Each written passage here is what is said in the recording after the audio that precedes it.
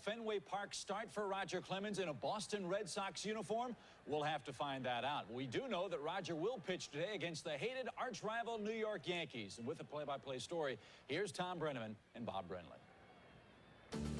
For Joe Torre, this season has been a redemption of sorts, leading the Yankees to their first division title since '81. Today, Torre fine-tunes his Bronx Bombers, getting them ready for Texas Tuesday night.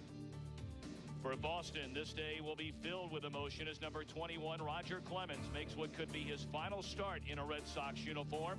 Boston fans are known for emotional goodbyes. Today should be no different.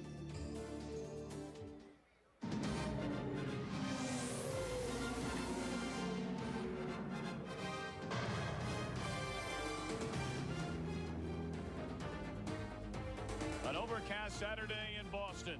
At Fenway Park, the final regular season series takes place between the New York Yankees and the Boston Red Sox. And a pleasant good afternoon, everybody. Alongside the former Giants All-Star catcher Bob Brenly, I'm Tom Brenneman. Welcome to Baseball on Fox. It's been a banner season, Bobby, for the New York Yankees. Their first division title since '81. But they're thinking about bigger things than that. They're looking at the World Series. And it all starts with Joe Torre, the manager of the Yankees. You think about players being versatile. Joe Torre's been a very versatile manager this year. Early in the season, he had very little power on his roster, so they used the hit and run. They used the squeeze bunt. They ran the bases very aggressively. Mid-season, they pick up Cecil Fielder. Darryl Strawberry gives them some legitimate power threats in the middle of that lineup. They're playing a much different kind of baseball right now offensively. On the pitching staff, it's a different story. Their number 1 and 2 pitchers going into the postseason, David Cone and Andy Pettitte, are as solid as any 2 1 and 2s in the game. The question is number 3. Doc Gooden was taken off the Division Series roster today. He could be activated for the LCS in the World Series should it go that far. But the Game 3 starter now appears either to be Jimmy Key or Kenny Rogers, both left-handers. So it remains to be seen who the starting pitcher for Game 3 will be. Well, we know who's starting today for Boston. It's a front-page story here in the local newspapers. Roger Clemens, a free agent at the end of the year. And many wonder if this isn't his last game in a Boston uniform. Well, Roger Clemens has had a real love-hate relationship here in Boston. There's been times he's been booed off the field by these Boston fans. There's been other times that he has carried the team single-handedly on his shoulders. However, at 34 years old, he's demanding a 4-year contract in the neighborhood of $4 to $5 million a year, which is a lot of money for a guy who'll be 38 when the contract expires. Tough decision for Dan Duquette, the general manager. I'm glad it's a decision I don't have to make. All right, when we come back, it'll be the Red Sox and the Yankees. You're watching Fox Saturday Baseball, the home of the 1996 World Series. And we'll return to Fenway Park after these messages from your local station.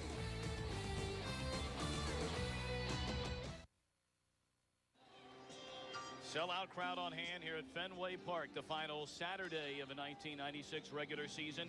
But the big crowd certainly here to watch the man known as the Rocket, 34-year-old Houston, Texas native Roger Clemens. We will document the story throughout the rest of the day, a free agent at the end of the season. And could it be the final time in a Red Sox uniform here at Fenway Park for Clemens? Well, let's turn the dial to our new Miller Beer starting lineups. And here's a look at Joe Torre's New York Yankees, winners of the American League's Eastern Division. Leading things off in left field is Tim Raines. Batting second in center field, Bernie Williams. Paul O'Neill, the designated hitter. In right field, getting a start, Darryl Strawberry. At third base, it'll be Charlie Hayes filling in for Wade Boggs. Mike Alcredi at first for Tino Martinez. Derek Jeter, what a year for the rookie shortstop. Had a 17-game hit streak come to an end last night, but you see what he's done in this his rookie year. Jim Leyritz just had a little boy a couple of days ago, along with his wife, Carrie. We'll talk more about that today. He'll catch in at second base. Our favorite player in the major leagues on Fox, Andy Fox. And there you see the Red Sox defensively, 135 errors on the season, second most in the American League. Mike Greenwell may be playing his last game against the Green Monster out there in left field. Stepped into some big shoes following Carl Yastrzemski, Jim Rice, and others. Possibly on his way away from Boston as well. Well, that's another story that has been followed the last few days. Roger Clemens holding a post-game press conference and a pre-game press conference a few days ago. Angered some by saying that he may not pitch today if this game really didn't mean anything, and the Red Sox were officially eliminated despite beating the Yankees in the opening game of this series on Thursday night. He ruffled some feathers with that statement, Bobby, and there was some debate whether or not he actually would take the mound today. Well, Roger Clemens says a lot of things that he backs off of later. A lot of talk about loyalty to the organization early in the season, then a lot of talk about disloyalty by the organization here later in the season. The only problem I really have with Clemens' comments, as well as Mike Greenwell's comments, was the fact that they were both talking about leaving the Boston Red Sox, about the problems in the front office, when the Red Sox still had a chance mathematically to enter the playoffs as a wild card team. It seems to me like that would have to be a distraction for a team who's trying to get into the postseason, to have two of your premier players negotiating their contracts in the media. And I'm sure Kevin Kennedy and Dan Duquette and the rest of the brass for the Boston Red Sox were a little unhappy about the way that came to be. Well, Clemens making his 34th start of the season. He's completed 6 of those games. 110, lost 12, the 360 earned run average. And with the win today, he would top the Red Sox all-time victory lists. Right now he comes in tied with Cy Young. 192 wins. They're also tied in career shutouts, a franchise record with 38. So here's Raines, a left fielder. Who's he tied with? Some guy named Cy Young. Oh, wow. You may have heard of him. Raines has been on fire of late, and he looks at a strike. Raines missed a large portion of the season, had a thumb injury, then a hamstring problem, but boy, they've gotten him back in the nick of time. He's had one of the best Septembers of his entire career this year for the Yankees, and at just the right time, going into the postseason, really gave this team a shot in the arm. Pozo tucked in at third, and Raines takes down low. 1 ball and 1 strike just underway, and the sun trying to break through what has been a mostly cloudy morning and early afternoon here in Boston.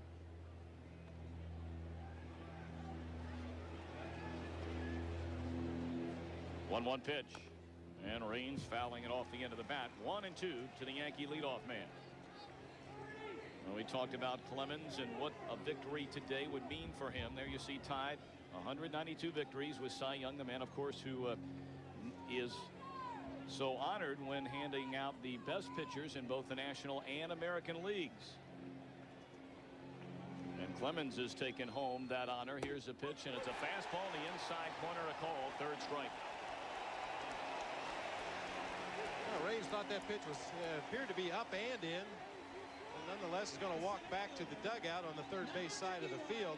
You know, Clemens has really developed as a pitcher. He's known for his fastball. They call him the Rocket Man for a good reason.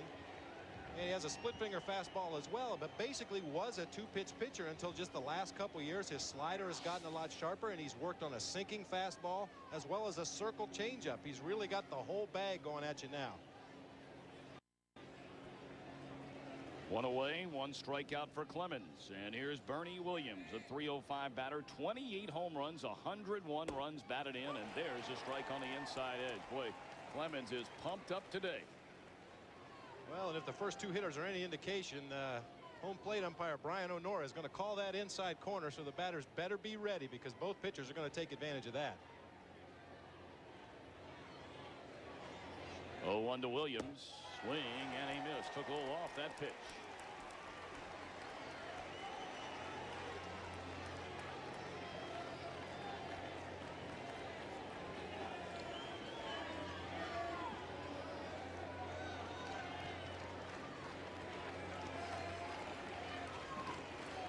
Crowd will get jacked up looking for Clemens' 2nd strikeout. It missed high and tight. Well, you bring up the name Bernie Williams to manager Joe Torre, and generally in the conversation the name Arthur Ashe will come up as far as Williams' personality, the way he goes about his business. Just a classy, quiet professional, and means so much to this Yankee team. There are bigger names, but not necessarily better players than Bernie Williams.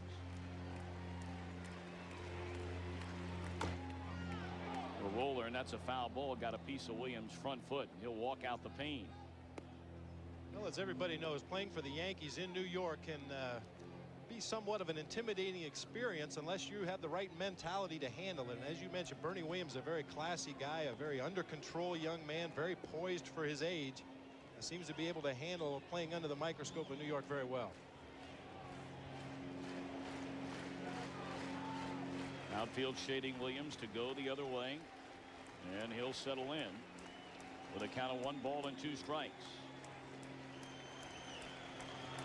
And Clemens turns it loose, and Williams able to hang in there, getting jammed with a fastball. That's probably the biggest difference between Roger Clemens of 1996 and the Roger Clemens of 1986, who went 24-4. In '86, he used to be able to reach back and put an extra 2, 3, 4 miles an hour on that fastball, throw it up around the letters, and a hitter could not catch up with it. He's lost a few miles an hour on that fastball now, which is why he has developed the circle change and the sinking fastball and has become really a more complete pitcher than he was in 1986. That one bounces up there, evening the count at 2 balls and 2 strikes to Bernie Williams. Well, it's been a hot and cold season for Clemens. Started the year, his first 6 outings, 0-4. Then went 3-0 over his next 5 starts. A disastrous 1-7 over 13 outings. But over the last 10 starts, 6-1 and a minuscule 180 earned run average. Gotten better as the season's gone on. And this one chopped to second. Easy play for Fry. 2 gone in the Yankee first inning. Can you say salary drive? Yes. You see that happen a lot, not intentionally necessarily, but a lot of times the guy in the last year of their contract before their free agent season will turn it on the second half of the season for whatever reason. And certainly Clemens has done nothing to hurt his chances of signing with somebody for big bucks next year. Well, the 20 strikeout performance matched 10 years in between by Clemens when he took care of Detroit a little better than a week and a half ago. And that victory in that game pulled him even with Cy Young in both wins and all-time career shutouts in a Boston uniform. Paul O'Neill at 305, 19 home runs, 91 batted in, has been bothered the last couple of months with a hamstring injury. Weekly roll down to Vaughn, feeds Clemens in the bag, and that is that. So the Rocket, in what may be his final game in a Red Sox uniform, mows him down in order. No scores. We head for the bottom of the first. Back at historic Fenway Park in Boston, a scoreless top of the first inning for the Yankees. So now our new Miller Beer starting lineups for Los Angeles native Kevin Kennedy's Boston Red Sox. Leading things off in center field will be Darren Bragg, Jeff Fry at second, Bo Vaughn at first, Reggie Jefferson the DH, Mike Greenwell. We know this will be his final season in a Red Sox uniform, and you see 11th all-time in club history. Nomar Garcia-Parra, the shortstop, Bill Hasselman catching, filling in for the former Yankee, injured Mike Stanley, Rudy Pemberton in right, and Archimedes Pozo is down at third base. And don't ask me to say that again. Not too many times today, hopefully. There you see the Yankees defense. 89 errors, second fewest in the major leagues. Ironically enough, the team who has the fewest errors in the major leagues is the possible opponents of the New York Yankees, the Texas Rangers. Both teams playing very good defense this year. And on the mound, 24-year-old left-hander Andy Pettitte, and he deals ball 1 low and away to Darren Bragg. Well, Pettitte, the overwhelming favorite to become the American League Cy Young Award winner. 21 victories against just 8 defeats. 2 balls and no strikes. If you look at the rest of Andy Pettitte's numbers, they really don't jump out at you at the kind of a guy who would win 21 ball games.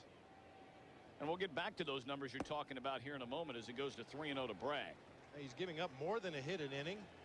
He's walked 71 batters in 219 innings. High ERA, but he's one of those guys that seems to find a way to win ball games. And it's in there, a strike 3-1. And if you talk to hitters around the American League, the pitch that is the most devastating from Andy Pettitte is the cutter, a cut fastball. Pitch thrown with a lot of velocity. He can run it inside on right-handers or away from lefties.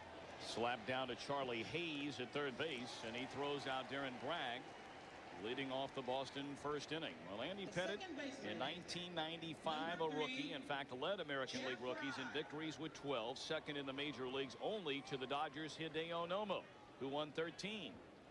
He finished third in the American League Rookie of the Year voting and became only the 5th Yankee rookie starter to win as many as 5 games after the 1st of September. And that's really where he picked up steam and confidence. You mentioned Hideo Nomo pitching probably the biggest game the Dodgers have had this season until tomorrow, maybe, against the Padres today. And it's in there, a strike to second baseman Jeff Fry. And we'll have that one right here on Fox. The Dodgers and the Padres still duking it out for the Western Division title. Also the wild card slot very much on the line in the National League. To some extent, one could argue that in the American League it's still up for grabs because mathematically that is correct. But certainly Baltimore only needs a win or a Chicago loss, and you can phone it in. It's in there a strike. And then there's a situation many saw on the Fox pregame show today. Roberto Alomar and the very ugly incident last night. What comes about from that situation? On the ground up the middle, it gets by Jeter into center field. Fry, the game's first base runner, with a one-out single here in the first inning. Well, that Alomar situation, American League President Gene Buddig immediately issued a 5-game suspension for Roberto Alomar, which obviously and fully expectedly he appealed, which will allow him to play the remaining 2 games in the regular season. But I don't think I've ever seen quite a disgusting display at home plate against an umpire in my entire career. Let me ask you, Bobby, should he be suspended for the postseason? Well, I don't really know. I'd have to really think a lot of things about that, but you know, the postseason seems to be a completely different situation than the regular season. It seems unfair to the rest of the team to penalize them.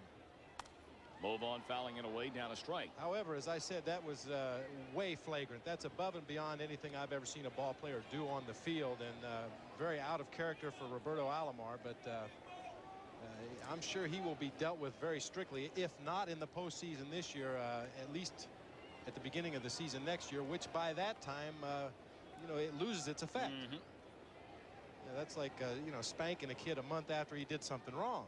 You know, if you want to stand up for the umpires, which the umpires union has every right to expect the league to do, then you know, judgment should be swift and right now. Move on at 326, 44 home runs, 143 runs batted in. Another monster season for Move on. And he Pettit nearly threw that one by Mike Aldretti. Pettit, as many of you know, the best pickoff move in all of baseball. He's picked off 11 runners this season.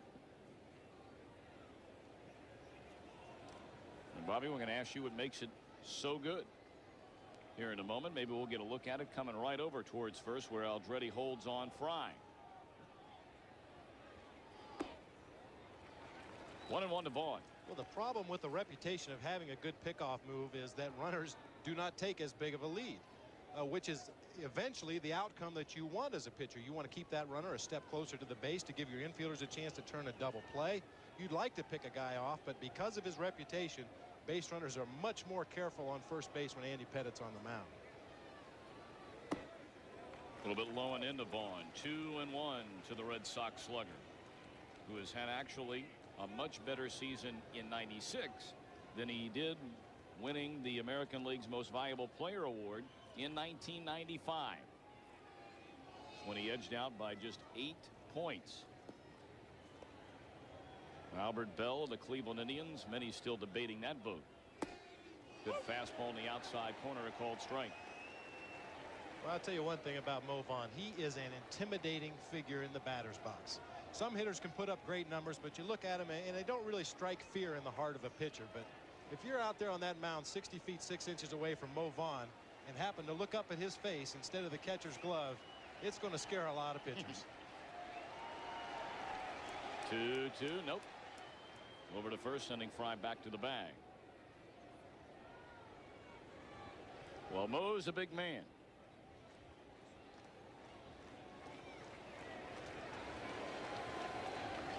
How'd you like to take a look, Bobby, back in your catching days of that body rounding third on a play at the plate? No, thank you. Pettit, the 2-2. Struck him out swinging. First strikeout of the game for the Yankee left-hander. 2 down here in the first inning. Well, I mentioned Andy Pettit's cutter a little bit earlier. It's really not an off-speed pitch. He throws it as hard as his fastball. That appeared to be a regular slider right there. He also throws a slider. But that cut fastball is a pitch that has really made Andy Pettit a good pitcher. He uses it basically against right-handers. Ironically enough, left-handers are hitting better against Andy Pettit than right-handers, and it's because of that cut fastball. He takes advantage of those right-handed hitters' aggressiveness, runs that cut fastball on their fists, and gets a lot of easy ground balls. Reggie Jefferson will watch as again Pettit sends Fry back to the bag. Jefferson, a late addition to the starting lineup. Here you see Andy Pettit's pickoff move to first base. Yeah, the key to picking guys off first base, obviously, is to make your throw to first base and make your delivery to first base appear as much as your delivery to home plate as you can. And Pettit has done that all year long. Just off the outside corner. Ball one to Jefferson at 341 and just 378 at bats. His club 19 home runs, 73 batted in.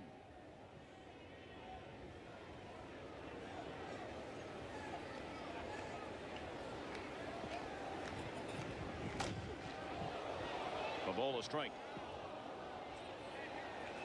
Jefferson last Saturday, you may remember, came on late in the game as a pinch hitter. And in his only at bat, he was retired. It snapped an 18-game hitting streak, which started all the way back on the 22nd of August against Oakland. But when filling in for Jose Canseco, who's been on the disabled list a couple of times this year, Jefferson has hit nearly 400 at 394. There's always been the debate as to where do you play him defensively. Jose Canseco is under contract looking ahead to 1997. So where does that leave Reggie Jefferson? Another tough decision for Dan Duquette, Kevin Kennedy, and the rest of the Boston staff.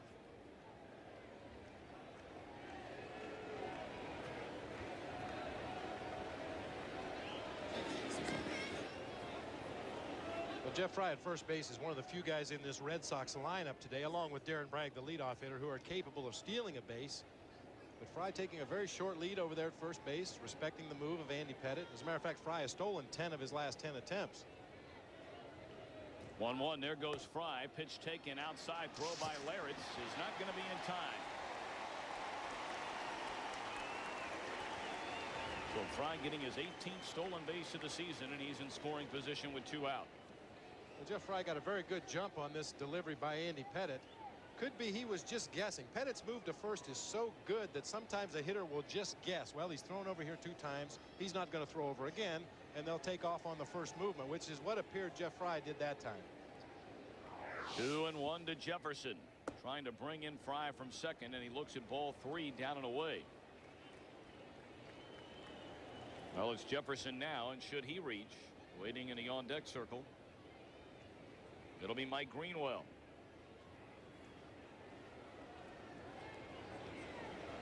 There goes Fry, and a 3-1 is fouled out of play. That's surprise right there. Very much a surprise. He's already in scoring position. You mentioned Jefferson's been a hot hitter as of late. And he's trying to make something happen. The Yankees middle infielders are really not paying much attention to Jeff Fry. Andy Fox now has moved over a couple steps closer to the bag, but you can see right there, nobody close to second base, nobody holding him on. Probably would have had that base stolen easy had Jefferson not fouled the pitch off. 2 out, runner at second. No score last to the first inning, and here's a 3-2 to Reggie Jefferson, and Pettit turns it loose. On the ground, Jeter knocks it down, scrambles to his feet, and then throws it away. Scoring is Fry. Jefferson on his way to second. And Boston takes a 1-0 lead.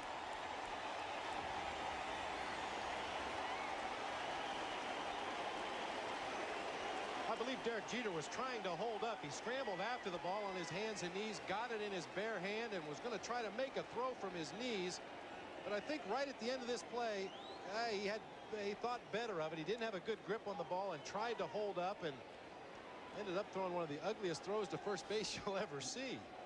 That ball was about 50 or 60 feet down the first baseline past first base.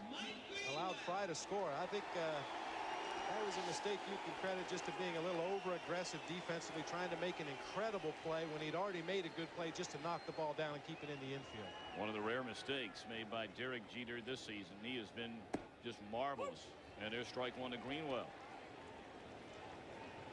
So it'll be scored an infield hit for Jefferson, a throwing error by Derek Jeter, which allows Jeff Fry to score. No RBI for Jefferson.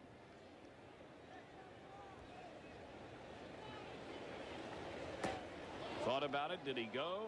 Yes, he did. It's a strike.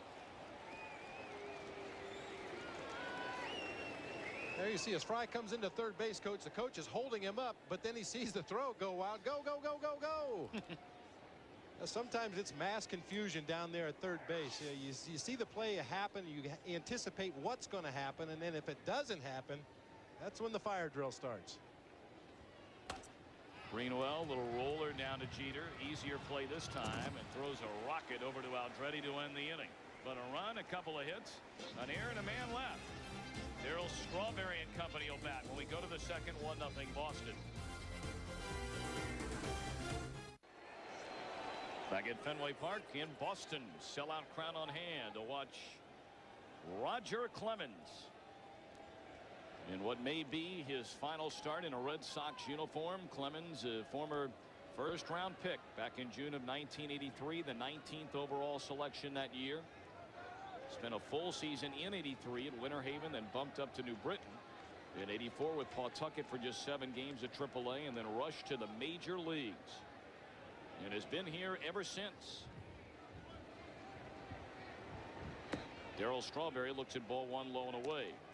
Then he may forget that in '83 Clemens injured, then in '84 had a shoulder injury, bounced back in '85 from that injury, and then in '86 went 24-4 with an ERA of 2.48, winning the first of what be 3 Cy Young awards.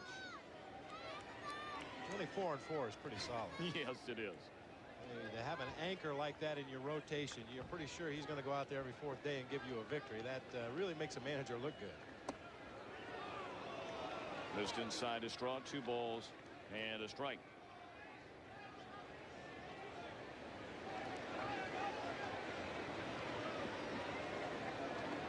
Strawberry at 266, 11 home runs, 36 knocked in, and he fouls it away. Of course, in '86, not only did Clemens win the Cy Young Award, he was the American League's most valuable player, was the All-Star Game MVP. I mean, he did it all. Joined Sandy Koufax and Denny McClain, the only pitchers to earn the MVP, the Cy Young, and the Sporting News Player of the Year honors in the same season. Strawberry out of there swinging. Second strikeout for Clemens. He's retired 4 straight. Let's send it back to our buddy Chip Carey in Hollywood. All right, Tommy and Bobby, thank you very much. As you know, the Yankees will take on the Texas Rangers. That's right. They won their first American League West title last night after 25 years in Arlington. Oh, boy, the Rangers looking good for the postseason, looking good today. Luis Ortiz hit a solo home run, his first hit of the year off Chuck Finley. It's 1-0. The American League Western champs lead the Angels. Here it's 1-0. Clemens and the Red Sox in front of the Yankees. 1 gone, nobody aboard here in the second, and Charlie Hayes the batter. Clemens has done that a few times. Well, he's not afraid to push a hitter off the plate, and Charlie Hayes in his career has been hit several times in and about the face and head and neck area. Broke his jaw a couple years ago against the San Francisco Giants when he was playing for the Rockies. And I think the word is around the league that you can intimidate Charlie Hayes, which I personally think is ridiculous. Charlie Hayes just likes to get in there and get his hacks. You can't scare this man.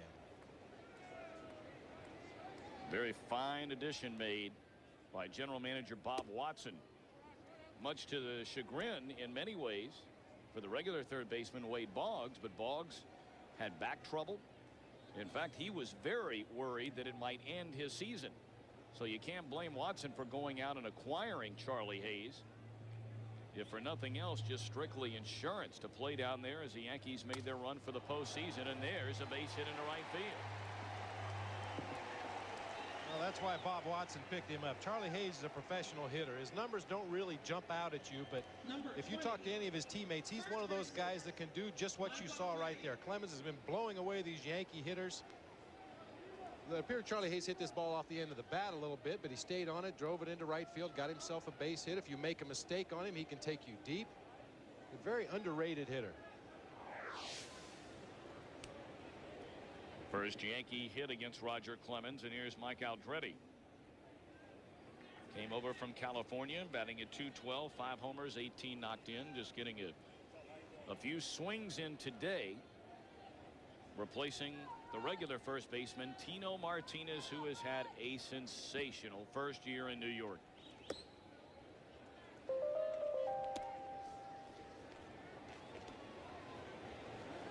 Oh, well, Aldredi's a very valuable player to have on the team. Once again, his numbers don't jump out at you. You mentioned he's hitting only .212 on the season, but he can play in the outfield. He can play first base. He's very good coming off the bench as a left-handed pinch hitter. I want to swing and a miss getting away from Hasselman momentarily, but Charlie Hayes not going anywhere. 1-1. I had the fortune of being a teammate of Mike Aldredi's with the San Francisco Giants in 1987. He was one of the most valuable players on that team as a part-time player. He would spell guys in the outfield. He would spell Will Clark at first base. Did a very good job as a pinch hitter coming off the bench, and was probably the most fundamentally sound player I've seen in a long time coming out of Stanford University. High fly ball straightaway center field. Pretty well hit. Bragg drifts to the track. The wall. Goodbye.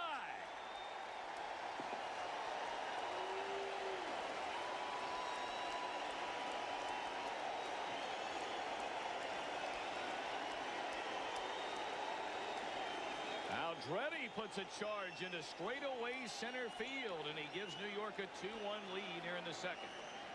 When you have a power pitcher on the mound, you don't really need to supply a lot of the power. You just have to have a quick bat, catch that ball out in front of home plate like Aldredi did, and he just went with the pitch back to the middle of the field to straightaway center field, a couple rows up into the bleachers. You know, Aldredi was clowning before the game a little bit down on the bench, saying that he usually gets to start against Roger Clemens because nobody else wants to face him. But I gotta believe he's pretty happy he's in the lineup right now. So Clemens now behind 2-1 and runs one high and tight to Derek Jeter.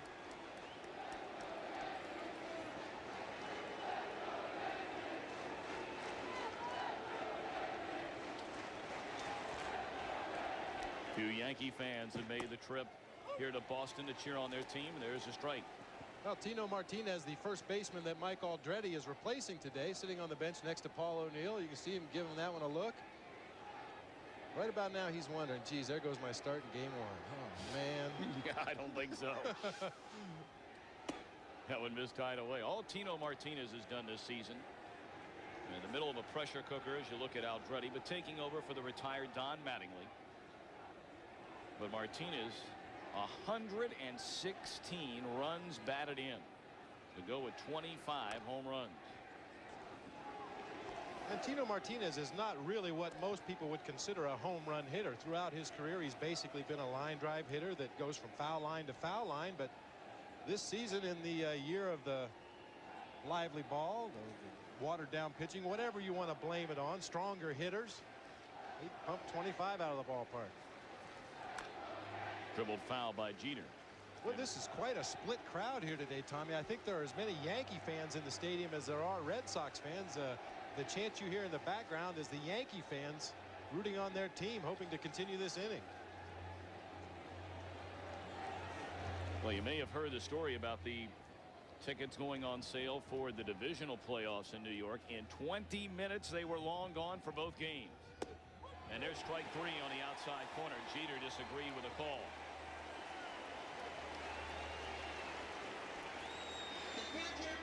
Well, once again, here's Tino Martinez checking out Mike Aldredi's home run. Yeah, all right. Yeah, usually the guy that is replaced in the lineup for a day is the first guy up on the step to shake the other man's hand. Unless he's taking his job away from him, and then you try to make him trip down the steps. Jim Leyrit's first pitch swinging, two-hopper to Garcia Parra, and the inning is over, but not before Mike Aldredi hammers a two-run blast to straightaway center field. Clemens and the Sox trail 2-1. Fox Saturday Baseball is brought to you by the car that makes waves, the new Eclipse from Mitsubishi, built for living. By new Speed Stick Gel, it's unbeatable gel protection just for the guys. By Nicotrol, 6 weeks, 1 step. Take control with Nicotrol. And by Miller Lite, when you've got the great taste of an ice cold Miller Lite, life is good. Now batting for the Red Sox, Sunshine here at Boston's Fenway Park, but not for the home team after a two-run home run by Mike Aldredi. There you see Debbie Clemens, wife of course, right-hander Roger Clemens. There are 4 children in town today. Kobe, Cody, Corey, and Casey, all starting with a K. Very popular name in the family, or letter in the family anyway, as Andy Pettit misses high. Ball 1. Very popular letter around this ballpark when Roger Clemens has pitched throughout his career. Nomar Garcia Parra looks at a breaking ball in there, a strike from Pettit. Joe Torre toying with the idea about how long to allow Pettit to throw today, just to get tuned up for what would be a Game 2 start in the divisional playoff Wednesday night at Yankee Stadium. Flirting with the idea of anywhere from 3 innings, maybe 5 innings if he can get ahead, maybe notch another win, which would even more solidify the Cy Young Award bid for this 24-year-old left-hander.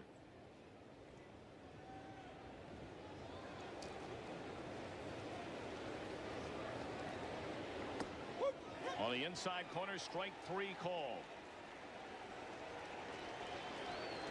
Well, we mentioned it earlier. Home plate umpire Brian O'Nora. He's working that inside corner hard on both teams today. That appeared to be the cutter from Andy Pettit. Just kind of locked up Nomar Garcia Parra. Well, that is a mouthful. Well, he is a very fine-looking young player, is Garcia Parra. So much as he impressed the Boston Brass that many are saying off the record he will be the everyday shortstop beginning in 1997. And then that opens a big can of worms as Hasselman dribbles one down to Hayes, quickly 2 away.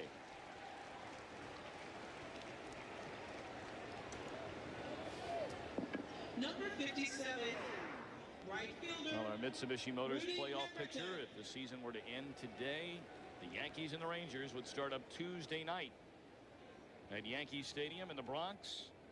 And then it would be the Cleveland Indians, the defending American League champions, opening in Baltimore. A couple of great series in the American League, and they'll be equally as exciting in the National League. That one smoked foul by Rudy Pemberton. Speaking of the National League, Bobby, and you'll be advancing on to the NLCS. And if the season ended today, the Eastern Division champion Braves would take on the wild card Padres, while the Cardinals, the winners of the Central Division, would play the Dodgers, the winners of the Western Division. You know, I think even the people who were against the wild card when it was first conceived would have to admit that it has really turned out to be a blessing for baseball. All the problems that the game has gone through the last couple of years, and to have the pennant races, or at least a couple of the races, come down to the last weekend of the season, I don't think you can ask for more than that. Couldn't agree with you more. I really didn't understand the logic behind arguing against it in the first place. I know you can make the argument about the traditionalist and this means this over a full season, and unlike other sports, truly the 2 best teams in the old system of 2 divisions in each league would advance on to the postseason. But according to the old format, I mean, the Yankees, you look at a team, Bobby, if they were in the old Eastern Division with Cleveland, they would not be moving to the postseason, and this team is deserving of a postseason berth. Absolutely. The kind of season that they've had, the changes that they've gone through with their roster, as we mentioned at the top of the show, the job that Joe Torre has done with this ball club, they do deserve to go to the postseason. And I think a lot of people were worried it was going to end up a situation that they have in the NHL right now, where it seems like everybody but 1 or 2 teams gets to go to the playoffs. And NBA, same thing. Same thing. And you know, nothing could be further from the truth. You know, there's 28 teams right now in Major League Baseball, and I think it's worked out very well. Did he go? Yes, no. On the appeal down to first base, Mike Riley saying that Rudy Pemberton held back. So the count runs full at 3 balls, 2 strikes. Yeah, here, get a look from up above Fenway Park. Sure looked like a swing to me. You know, the old rule about breaking your wrist that you used to hear around the sandlots all the time, that doesn't really apply. The only thing that an umpire looks for is to see if the barrel of that bat got into the strike zone, and it certainly appeared that Pemberton's bat crossed the front of home plate, which would normally be a called strike. Well, he checked his swing again. Rudy better be careful. He might hurt himself. Many of you may have seen the replay recently. Gary Sheffield checked his swing, and the strength of Sheffield snapped the bat in half, holding back on the swing. Well, that's the stuff legends are made of. You know, when I came up from the minor leagues, there were stories about these. George Scott here in Boston was one of the guys that could check his swing and break a bat, and I tended to disbelieve it. But as strong as some of these guys are in the game nowadays, I wouldn't be a bit surprised. Plus, they use a much thinner handled bat, some of the big power hitters. Big, heavy barrel, a lot of weight at the end of the bat. Very little substance in the hands, and Easy to snap that bat. There you see Jim Rice. There's a man that could snap a bat on a check swing. Snapped a lot of pitchers' hearts, too. Yes, he did. He almost knocked down that left field wall all by himself. I would have loved to play a season in this ballpark. 3-2 pitch. And there is ball 4. So Pemberton takes advantage of what looked to be anyway a third strike, and he draws a 2-out walk. First issued by Andy Pettitte today. Third baseman. So you would love to have played here one season. One season. I would like to just take batting practice here every day for one season. I mean, that green monster in left field is such an imposing thing when you're standing at home plate. You feel like you can almost reach out and touch it. And of course, you know, my idea of going the other way was hitting the ball to the shortstop. I pretty much pulled everything to left field, and that wall was made for me. Pozo, the number 9 hitter, looks at a strike on the outside corner. Limited playing time at 157, a home run 10 knocked in. Well, you notice today the Yankees have mixed and matched, and they did the same thing last night with their regular players. You have a few here and there, and then a few others that are sitting on the bench after having played last night. Whoa, did they get him? Just about. And there's that pickoff move from Andy Pettitte. And Pemberton did not even have a big lead.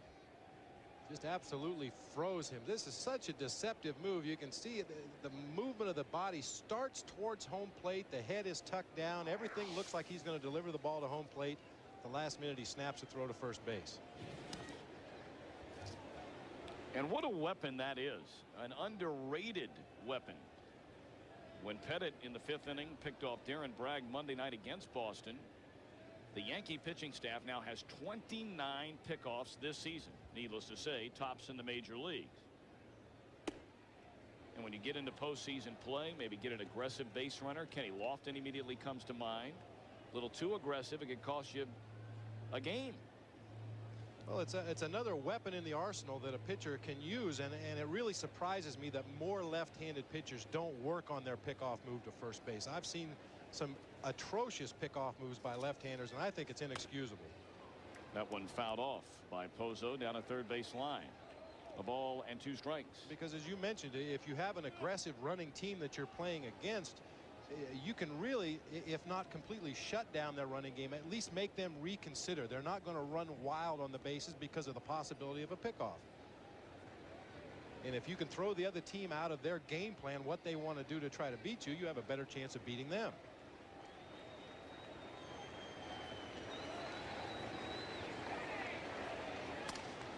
Broken bat to the second baseman Andy Fox, and the inning is over. No runs, no hits, 1 man left. We've played 2, a 2-1 Yankee lead, and we'll return to Fenway after these messages from your local Fox station. Boston a run in the top of the first, or in the bottom of the first inning off of left-hander Andy Pettitte. And Mike Aldretti, a 2-run home run to straightaway center field off Roger Clemens in the second. Gave the Yankees a 2-1 lead. That's where we stand as we open the third. Popped up by Andy Fox. Garcia Parra there. And quickly 1 pitch, 1 out. Well, Bob Brenly caught up with Andy Fox yesterday and found out he is a man of very few words. The left fielder, number 30. What's your name? Fox. What's your favorite network? Fox. What's your favorite dance? Foxtrot. What do you think of the girls in New York? Foxes. You like to hunt? Fox hunt. How can I get a hold of you after the game? Fox me.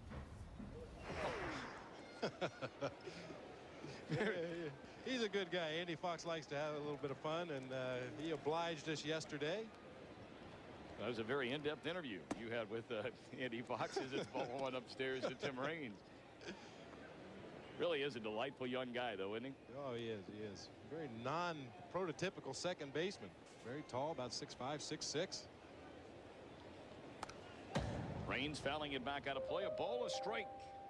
He was the subject of some, not necessarily controversy, but another decision Joe Torre is going to have to make for the postseason. Luis Sojo, now with the Yankees, who is the backup shortstop. Andy Fox is more of a traditional second baseman, and they've indicated they're only going to carry one of those 2 guys. And we saw last night maybe Joe Torre experimenting a little further, giving Andy Fox a chance to play third base, moved him out into right field later in the game. 1-1 to Raines. And Clemens paints the outside corner, and Raines didn't think so. Now, one advantage that Andy Fox has is he is very fast, deceivingly fast for his size, and come postseason time, you know, particularly with Cecil Fielder in that DH spot late in a ball game, if you need a pinch runner, it gives you some speed coming off the bench. If it's a tying or winning run of a ball game, that gives him a little bit of an edge over Luis Sojo. Weak roller to the second baseman Fry. Raines retired for the second time, and they're 2 away here in the 3rd inning. Well, we had a good time with Big Daddy Cecil Fielder yesterday. Likes to not only carry a big bat, but an impressive wardrobe. He will tell you he's the finest dressed man in all of baseball. And who's going to argue with that? Neither one of us thought about it. Yes, sir, Mr. Fielder. You sure look good today. He's a delightful guy. A lot of fun to be around. Enjoys playing the game. He's really thankful to be here in New York with a chance to go to the postseason. Well, center stage takes place in the Bronx on Tuesday night as Bernie Williams fouls it out of play. And of course, this year, unlike last year, much to the delight of not only fans, but those who play the game, coach the game, manage the game at any level, you'll be able to see every single game in the divisional playoffs, the League Championship Series, and the World Series this year. The divisional playoffs have regionalized last year, certainly a note of controversy there, but 3 ways splitting it up here on Fox, NBC, our friends at ESPN as well. And we certainly think and hope that you will enjoy it. We know we will.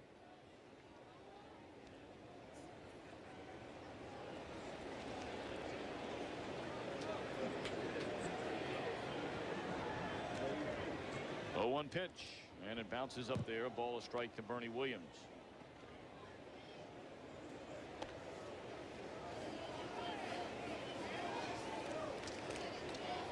Brought up earlier that Bernie Williams, 28 home runs, not only a career high, but most by a Yankee center fielder since Bobby Mercer hit 33 back in 1972.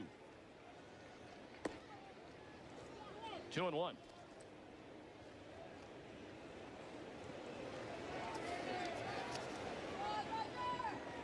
Two-one ball game with the Yanks in front here in the top of the 3rd inning. 2 down, nobody on. Roger Clemens has fanned 3, has allowed the 2 runs on 2 hits. 3 balls and a strike. Well, throughout Clemens' history, he has traditionally had 1 inning early in the ball game where he throws a lot of pitches. So far in this ball game, it hasn't happened, but throughout his career, he's usually had 1 inning early in the ball game, like 1 through 4, where he throws 25 or 30 or 35 pitches.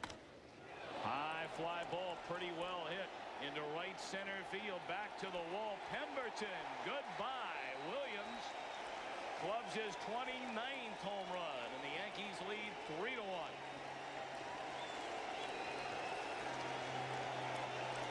Just to complete my thought, normally that inning then will take its toll later in the ball game. Clemens will not be able to pitch complete games, although he has 6 complete games on the season this year. Normally that 1 bad inning early in the ball game when he throws a lot of pitches will force Kevin Kennedy, the manager, to take him out of some ball games earlier than he would like.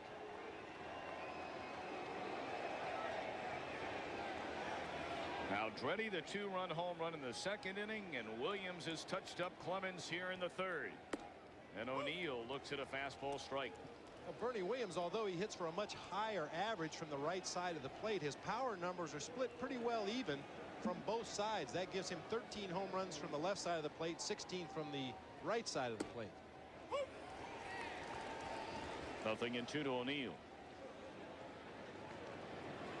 But Williams is certainly, as you point out, Bobby, average-wise, an enormous difference. Williams from the right side, 109 points, the differential. A better hitter, and that's strike 3, getting a piece of the bat into the mid of Hasselman to end the inning. But Bernie Williams clubs his 29th of the season, and it gives the Yankees a 3-1 lead, much to the chagrin of Debbie Clemens.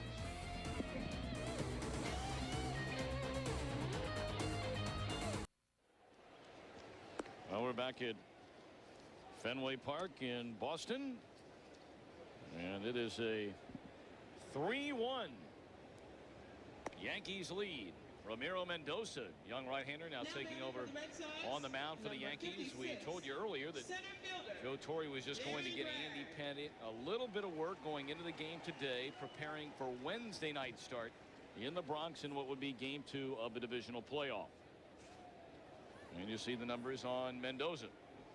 Hey, some of the local papers even listed Mendoza as the starting pitcher today, thinking that the Yankees would hold back Andy Pettitte and save him for the playoffs. But this would be a day Andy Pettitte would have had to throw on the side even if he didn't start the ball game. So giving him a couple innings accomplished the same thing. Darren Bragg pops it up foul ground, and there's Charlie Hayes. So Mendoza takes care of the first batter he faces. It's time for the Pizza Hut Deliver Me Home contribution update. Pizza Hut proud to donate to the National Center for Missing and Exploited Children. $1,500 for each home run hit by these 4 batters. How about that list? Junior, 49. Big Mo, 44. Piazza, I know you've had a chance to see him, Bobby, the last couple of weeks. It is mind-boggling what he's been able to do, not only from a power standpoint but a batting average standpoint. He's in line to win the batting title in the National League despite catching every day. I'm a little prejudiced being a former catcher, but I think that's one of the most amazing accomplishments of this entire season. The fact that he's been able to maintain that batting average. He's really been the one constant on that Dodgers offense this year. They've sputtered from time to time. Karros has been hot and cold, hot and cold. Mondesi's really gotten hot later here in the season, but Piazza has been the one constant that Tommy Lasorda and Billy Russell could count on this year, and he continues to stay hot right through the final weekend of the season. Now there is a chance Tony Gwynn could win the batting title. He missed so much time earlier in the season. But Piazza has been the man that has led by and large the entire way.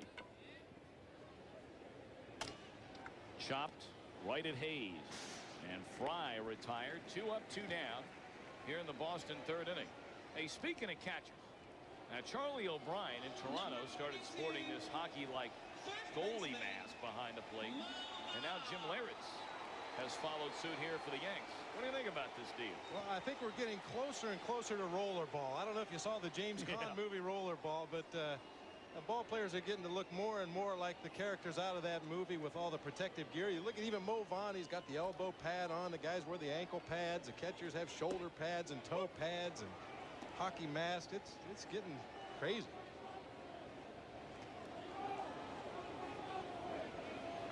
Yeah, that's a pretty good chunk of gear there on Mo Vaughn's right elbow. He just leans out over the plate like that, and you'll watch Vaughn. He's not afraid to take one right there in the elbow with all that padding.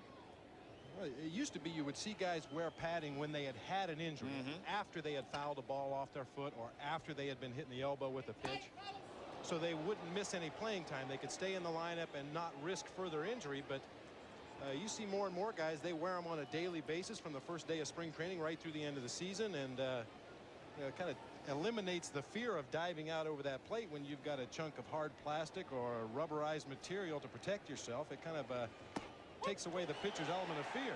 Well, there's strike 3 to Vaughn, and the inning is over. So Mendoza takes care of business. 1, 2, 3. We played 3, and it's a 3-1 Yankee lead. Back at Fenway Park in Boston, a 3-1 New York lead as we enter the 4th inning. Roger Clemens making his 34th start of the season. He's given up a pair of home runs, accounting for all 3 Yankee runs. A 2-run blast from Aldrete in the 2nd inning, and then a solo home run, the 29th of the season, by Bernie Williams, came in the 3rd.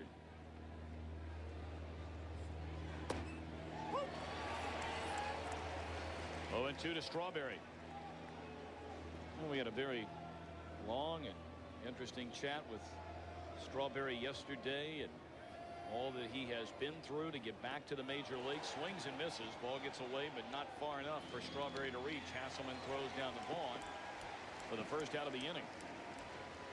Strawberry appears to be, and Bobby, you know, he's heard it before, a changed man. Well, it's happened before when he came to the San Francisco Giants a couple years ago. He said he was a changed man and obviously had some more problems after that. As you saw him there swing at a split finger from Roger Clemens in the dirt. You'd like to root for the man. You hope he gets his life back in order because he certainly is a very talented baseball player. One of the most talented players of the 80s. And still going semi-strong here in the 90s.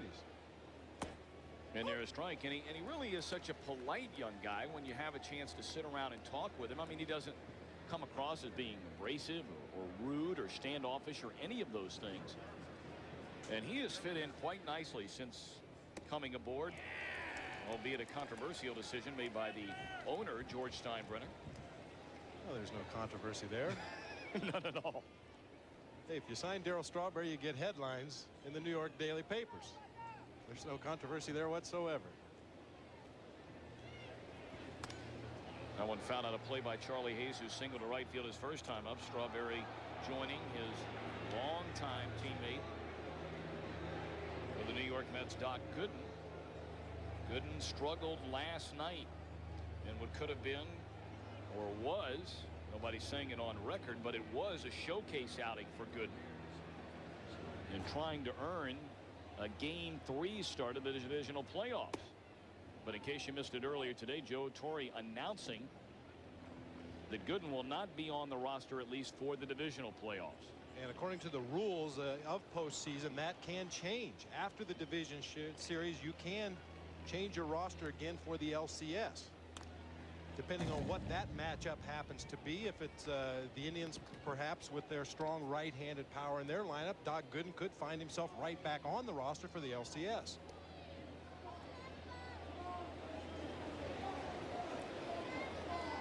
David Cone will be the Game 1 starter, that we know. It'll be on Tuesday night in the Bronx.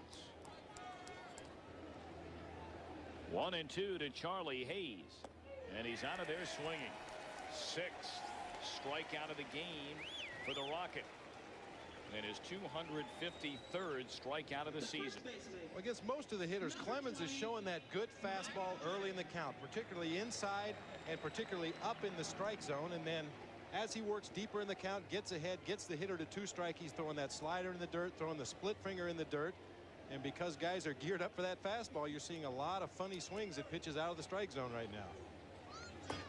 Well, Clemens was hoping for a funny swing out of Aldretti back in the second inning. His only time up, he hit one a mile to straightaway center field into the seats with Hayes aboard.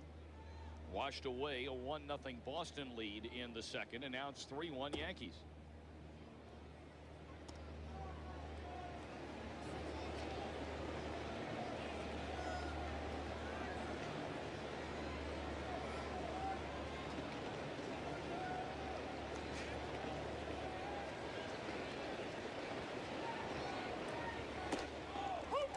Two and one to Aldretti.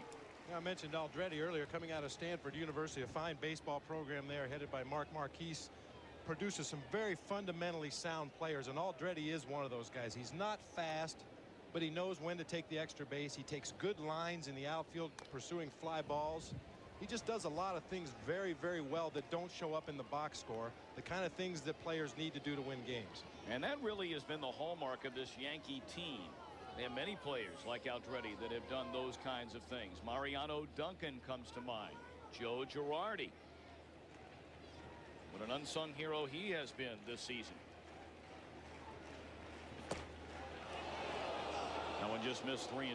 It's always interesting to ask the players or a coaching staff, as you see Girardi, about who are the MVPs of your particular team. And they'll start pointing out guys that have helped you win games in more ways than just gaudy numbers. There's ball 4 to Aldretti. First walk of the afternoon issued by Clemens. And you know, it's so ironic that Andy Pettitte will more than likely be the Cy Young Award winner in the American League.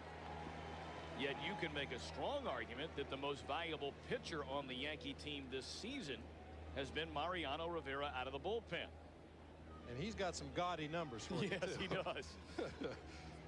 You know, gaudy numbers are always nice, but you have to realize this is a game that's based on failure. 7 times out of 10, you're going to fail if you're a good hitter.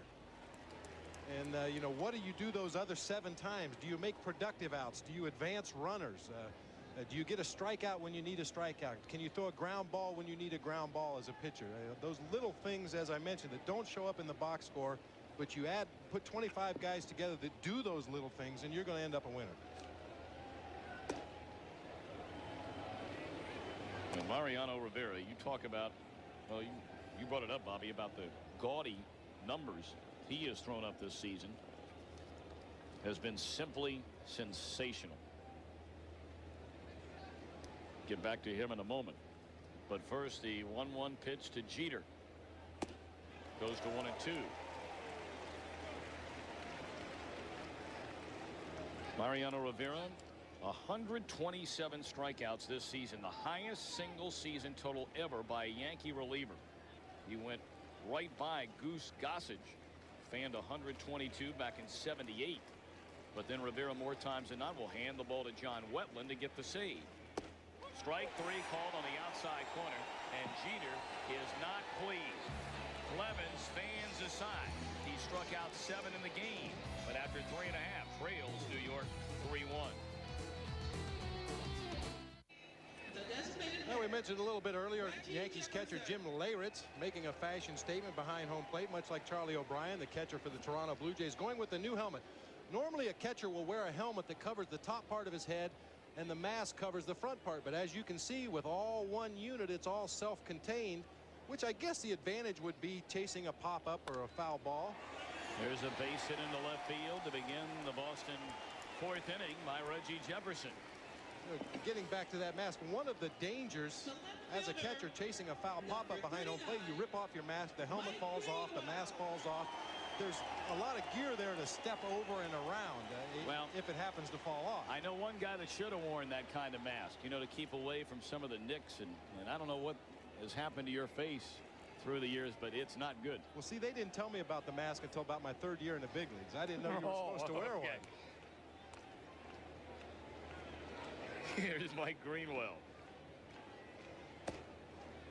And he looks at a ball. Well, that explains it. Well, I guess that would explain it. Huh? I wonder why they wouldn't tell me about it. I kept seeing the umpire wearing a mask, and I felt naked out there. The other team's catcher? Yeah, you know, those foul balls hurt a little bit sometimes. You're real good. Well, there's other pieces of artillery you can make a strong case are much more important. High chopper off the plate. Now Dreddy will just take the easy out in front of him. Advancing on to second is Jefferson, 1 gone in the inning. The shortstop, number 5. Greenwell continues to be a very aggressive hitter. The fans here at Boston have taken to chanting, don't swing at the first pitch when Greenwell comes up there, but that's been his game since he got to the major leagues. He's a very aggressive hitter. If that first pitch is in the zone, he's going to swing at it. And unfortunately for him, more often than not, the result has been exactly what you saw right there, a weak ground ball or a weak pop-up, because he's swinging at a pitcher's pitch on that first offering. Garcia Parra, the shortstop, looks at a breaking ball strike. Well, Greenwell, brought up earlier, will not be returning to Boston next season. Team he has spent his entire career with since arriving in 1985. Appeared in a couple of all-star games as that one's popped up. See if it's playable. Behind the plate. Yeah, it will be. Leyritz is there to make the catch. And they're 2 away in the inning. Well, Al Bundy is Saturday Night Fever, a lot like our buddy Bob Brenly. Tonight, Married with Children moves to its new night for the season premiere. You'd have to see to believe. Catch a season premiere of Primetime Cox at 8 Eastern, 7 Central, followed by Married with Children and the season premiere of Love and Marriage tonight on Fox. Well, you'll be stepping out a little bit when we arrive in the Big Apple tonight, I'm sure. Slap on my leisure suit, my platform shoes. Staying alive. Oh, jeez. Bill Hasselman takes inside a ball. You know, I was the B of the Bee Gees. Oh, is that right? Yeah, oh yeah, oh yeah. So for you, it was just part of your life, not just a little piece of Americana there for a short while. And disco is not dead. Breaking ball in there, strike. It's just sleeping very soundly.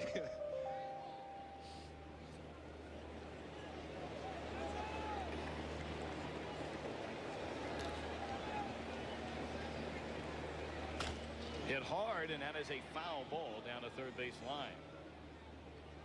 Hasselman has done such a solid job taking over for the former Yankee, the injured Mike Stanley, getting a chance to play on a regular basis. And boy, you couldn't ask for any more than what he's given him behind the plate. Well, a lot of times a guy, all he wants is an opportunity. Just give me a chance to get in there and play on a regular basis, and many times it will come as a result of somebody else getting injured, and you never like to see that happen, but if that's the only way you get an opportunity, take advantage. Hasselman out of there swinging. Well, we're on our way to New York to get ready for the playoffs that begin on Tuesday night. And Bob Brenly is getting warmed up, throwing on those dancing shoes. It is Saturday night. He's got the fever.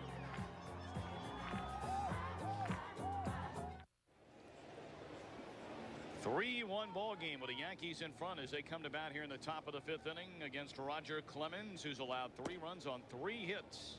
But all 3 Yankee runs have come via the long ball. A 2-run blast by Mike Aldrete in the 2nd inning.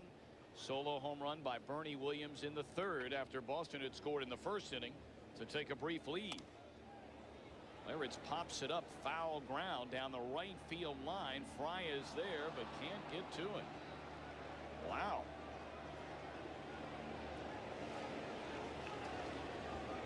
Well, we know Fry has good foot speed. We mentioned earlier he's successful on his last 11 stolen base attempts. He's got 18 stolen bases on the year. He's got good foot speed. He must have been shading Leyritz up the middle not to be able to get to this pop foul. Normally that's an area that the second baseman will run down and pop up, but not able to get there in time.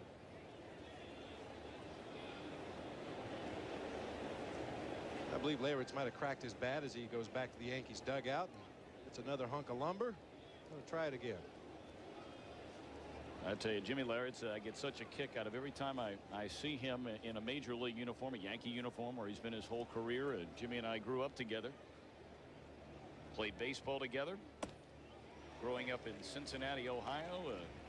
Jimmy and his parents used to come along with us every single year down to the Cincinnati Reds spring training in Tampa, Florida. We had a lot of fun together, did a lot of things that our parents to this day still know nothing about. You want to spill the beans now? No, we'd rather not get into it. And here's strike 3. Leyritz having something to say as he walks away from Brian O'Nora, and that is the 8th strikeout of the game for Roger Clemens. You mentioned Leyritz spending his whole career with the Yankees. As you see this called strike 3, appeared to be a pretty good pitch. Tough pitch to hit, too close to take. Leyritz actually has the most time with this Yankees ball club of anybody on the roster. 5 years and about 120 some days now. He's the senior member with this team. Lifted into shallow right center field. It'll fall. A base hit for Andy Fox. So Fox has seen a grand total of 2 pitches from Roger Clemens in 2 at-bats. He popped up to the shortstop leading off the 3rd, and now singles to right field with 1 out in the 5th.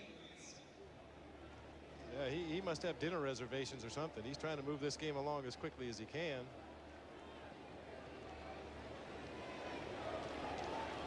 And that may be the attitude for the entire Yankee team right now. Certainly you can understand their thoughts are elsewhere right now. They're not having to duke it out or go down to the final 2 games of the season to clinch a divisional title, or for that matter a wild card slot. All that business has been taken care of. And it's time to get on with the postseason. You've been in that spot before, Bobby. Yeah, and actually I feel this was good timing for the Yankees to clinch when they did, to give them just a little bit of time to fine-tune their team, give a couple guys a day off that need it, play some of your bench players, give them some at-bats. If you clinch too early, you tend to be flat by the time the postseason comes around. If you clinch too late, you tend to be exhausted because you've had to grind right down to the last day of the season. But the Yankees, I think the timing of it was just absolutely perfect for them. As I mentioned, give guys like Mike Aldrete, you see right there, a chance to get a couple of starts, get some at-bats, because he's going to be a valuable pinch hitter in the postseason.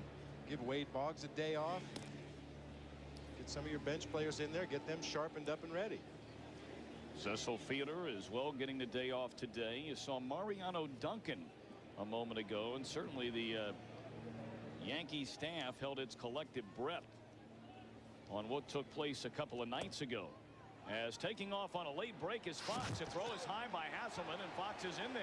Little delayed steal by Andy Fox. That's somewhat of a lost art in baseball as well. It used to be that if you pay close attention to the middle infielders, as you see Fox, the idea is to take 2 or 3 big shuffle steps off of first base. By that time, the ball is usually near the hitting area, near home plate, and the middle infielders will not react to second base because they don't hear anybody yell, "There he goes." They hold their position, and you take off and catch them by surprise, and it worked perfectly that time for Andy Fox.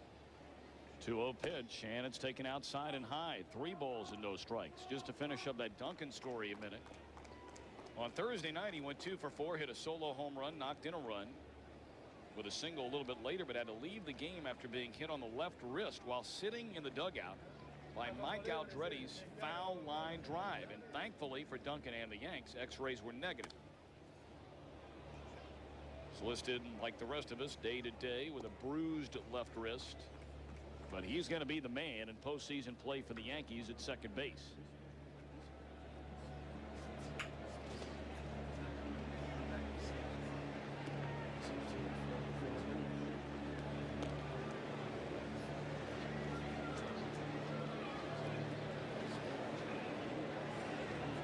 That's one of the great things about baseball. You sit on that bench and you talk about the game, you talk about hitting, you talk about pitching, talk about where you're going to go to dinner. 3-1, and it's down and in, ball 4. I bet Cecil knows some good restaurants. Well, I would hope he does. No, but it really is a learning experience sitting around talking to good hitters. I think we're going to get a shot of Andy Fox's delayed steal here. And hopefully from this angle, you'll be able to see the middle infielders. You watch him take his couple big shuffle steps off of first base here as the pitch is being delivered. And he won't start breaking until the ball is actually in the catcher's glove. The catcher was caught by surprise. The shortstop got a late break to second base. The second baseman never moved. It's the element of surprise. Well, Clemens running into trouble here in the 5th inning. He struck out Leyritz to start things, but a single by Fox, a stolen base.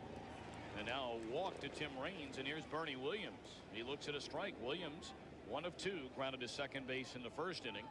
Hit his 29th home run of the season. That came in the 3rd into deep right center field. Clemens is walked 2, fanned 8, allowed 3 runs on 4 base hits. And he's still got some life to that fastball. 1-1. Well, he's been in the low 90s most of the ball game. I think his best fastball so far has been around 92 miles an hour, but he's been able to spot it pretty well, with the exception of the home run pitches that were straight out over the plate and got in that happy zone. He's been working the hitters in and out, staying out of that middle area of the plate, throwing a lot of high fastballs up around the letters, and then the split finger and the slider down in the dirt. 1-2 now to Bernie Williams. Boy, how about that number? Runners in scoring position, 364 for Williams.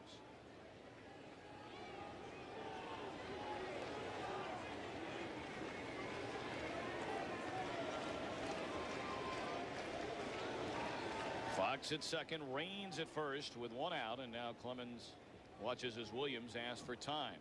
And they shade Williams a little bit the opposite way in center field, as they do most hitters against Roger Clemens. The general feeling is that most hitters are not going to be able to pull his fastball. 1-2 delivery. Struck him out swinging. The 9th of the game by Clemens.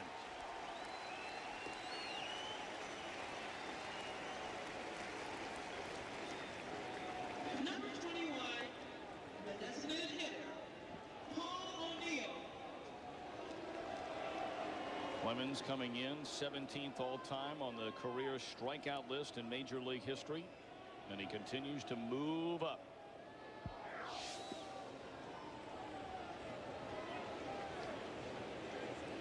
In fact, he's gone by Warren Spahn here today and has moved into 15th place all time.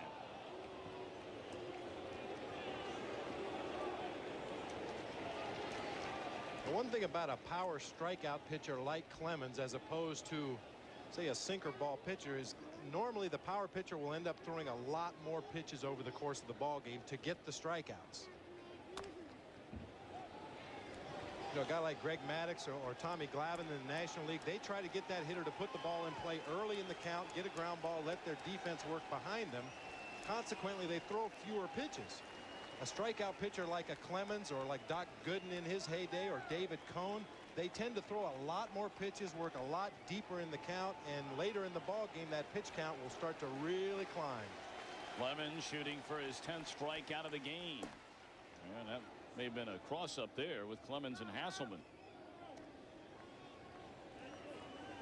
Clemens has fanned 10 or more batters 67 times in his career. 7 times this season alone.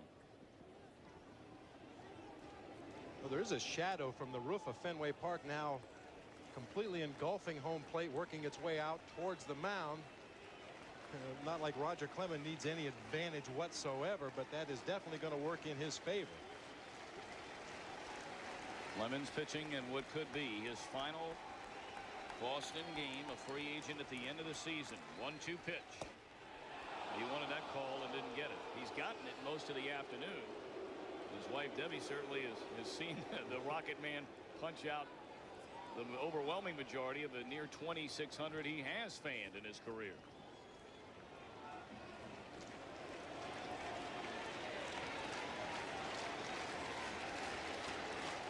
That was a great story in the papers. Roger Clemens' wife Deb and the kids all flew in to see him pitch his last start, or possibly his last start here in Boston. And the first thing the kids did when they got in the clubhouse was run over to see Mo Vaughn, right, their favorite Red Sox. 2-2 pitch. And O'Neill hanging in there, fouls it off. Well, that's normally the way it works, isn't it? Oh, absolutely. Yeah, no question about it. You know, they see Dad every day. He's just Dad to them. He's not Roger the Rocket. He's Dad. Mo Vaughn is Mo Vaughn. Well, how about your son Michael? Did he have a favorite player rushing into the clubhouse? He a little picks, young, maybe. Well, you know, he was young at the time when I was still playing, but he picks unusual players for his favorites. I can't quite figure it out, but I'm just glad he likes the game and likes the players in the game. 2 on, 2 out, 2 balls, 2 strikes. O'Neill waits. And it's on the ground. There's Fry. He'll feed Garcia Parra for the force to end the inning. So the Yankees leave a pair. We head for the bottom half of the 5th. 3-1 New York. Fox Saturday Baseball is brought to you by Pizza Hut. You'll love the stuff we're made of. By Michelin, because so much is riding on your tires. By Network MCI, we have the power to put it all together for your business. And by Rogaine, medically proven to regrow hair for men and women.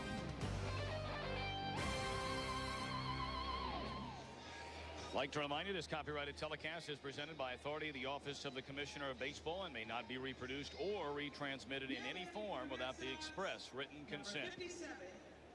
Alongside Bob Brentley, I'm Tom Brenneman, our entire Fox crew at Fenway Park in Boston. A 3-1 Yankee lead as we open the bottom half of the 5th inning.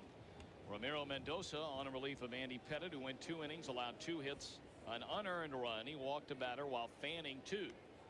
Just a tune-up for Pettit. He'll start game 2 of the divisional playoff Wednesday night. And Pemberton drops one into shallow left center field. Starting things off here in the 5th with a single. The third baseman, number 48, Archimedes Pozo.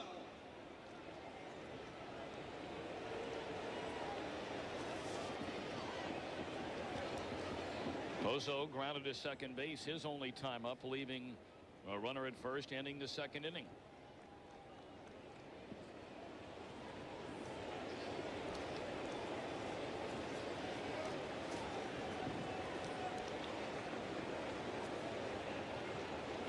Runner goes, taken inside. Laird's throw will not be in time. And Pemberton stole that base against Mendoza. Laird's had no chance to throw him out. Tremendous jump by Rudy Pemberton at first base. He's stolen a lot of bases in the minor leagues, hasn't really tried to steal that many bases at the major league level, but taking advantage of the pitcher in the ball game, Ramiro Mendoza, almost ignoring the runner at first base, not giving Lairich much of a chance to throw him out. Well, Boston a chance to creep a run closer, down by 2, and it's in there a strike. Well, we talked about Jimmy Laird's. He had to return to New York on Thursday to be with his wife Carrie for the birth of their second son, 7-pound 3-ounce Dakota James Larritz. And there you see his children, Carrie, Austin, and that tattoo, Dakota. Wearing that on his arm. Into right center field. Williams is there. Pemberton thinks about tagging up and thinks better of it. One away. Well, Jimmy Larritz actually had that name Dakota tattooed on his arm, joining his other two children before the birth of Dakota. His wife Carrie and their children Austin, and now Dakota. That's a neat name. That is a neat name. You wonder if they're going to have too many more kids. That tattoo will go all the way down to the back of his hand. Not quite as bad as David Wells, though, putting the picture of his child on his arm. Of course, he's got another arm. You know, we can still work with that. On the ground, Andy Fox. Well, that one almost flattened out and went under his glove. Good play by Fox, making the adjustment there. 2 down in the inning as Pemberton advances on to third. Number 3, second baseman. Well, tomorrow on Fox NFL Sunday, go around the league and find out who's the best team in the NFL. Terry, Howie, JB, and Ronnie will be aboard a full hour of America's favorite pregame show. It all begins at noon Eastern, 9 Pacific. Check local listings. There's a slight delay on the field as a beach ball has found its way from Dodger Stadium all the way to the right field corner of Fenway Park. I didn't know they had beach balls in Boston.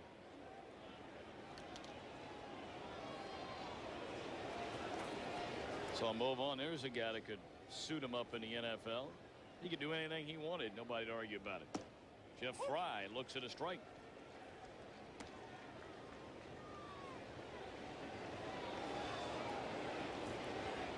Well, the wind has kicked up considerably here in Fenway Park, and some debris blowing around the infield.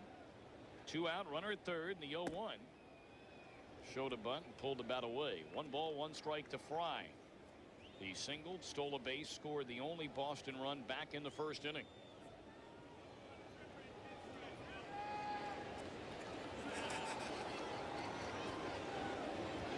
And now the 1-1 pitch. Blown away. Fry brought over from Oklahoma City, the AAA affiliate of the Texas Rangers, had enormous success his first couple of years in the big leagues. And then injuries and lack of production slowed him down. But what a difference he's made for the Red Sox since coming over in June. Strike called on the outside corner. Shored him up tremendously at second base, where Wilfredo Cordero has been oft injured again this year. Cordero rumored to be headed to left field next season.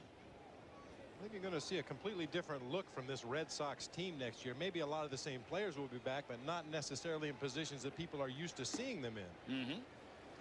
3-2 now to count. We have Garcia Parra at short. Does that mean John Valentin will accept a position at third base? What do they do in that case with Tim Naehring? Well, it opens up some possibilities if they feel confident enough to move those guys to new positions for some potential trades. There are a lot of teams out there looking for power hitting third baseman. Fouled out of play. Just the ever-changing picture of Major League Baseball with free agency and the trades. And of course there's Mike Greenwell. There's a young man that's probably not going to be here in Boston next year. He's all but burned his bridges here. Called a press conference on Thursday to announce he would not be back, but he said things in the past and changed his mind, so that remains to be seen. Runner at third, 2 down. 3-2 pitch to Fry, and it's popped up, and that will drift out of play. Well, Dan Duquette, the Boston general manager, had a chat with Greenwell prior to the game on Thursday and offered him a contract for next year, but not as a regular player, where he has been ever since arriving with Boston in '85 out in left field. A role player. And Greenwell said, nope, not interested. But he said he would accept that same role with another organization. Right. He just felt that he couldn't do it here with the Red Sox. It's an unfortunate reality of baseball. As you get older and your skills erode somewhat, you still have value to teams, but you're not the frontline player you once were. There's strike 3 swinging. So Mendoza leaves a run at third base. We head to the 6th. 3-1 Yankees.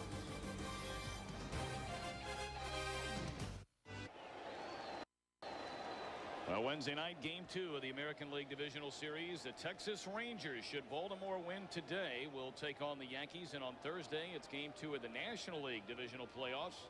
Coverage begins at 8 Eastern, 5 Pacific. Check local listings. A Yankee game would be Game 2 of the series. And our buddies at NBC, Director Andy Rosenberg and the trio of Bob Costas, Joe Morgan, and Bob Uecker will handle Game 1. Strawberry lifts a high fly ball into right field. Will it be enough? No, as Pemberton brings it home a step or two in front of the wall. Well, as shallow as the Green Monster is in left field, you have to hit a bomb to get it out of here in right field. It's 380 to straightaway right field. That ball was pulled just a little bit to the right of the 380 mark. Just too much air under it. A long, lazy fly ball. Well, he knows he dodged the bullet right there. Now Clemens has given up a pair of home runs in a game already today and trails 3-1 here in the 6th.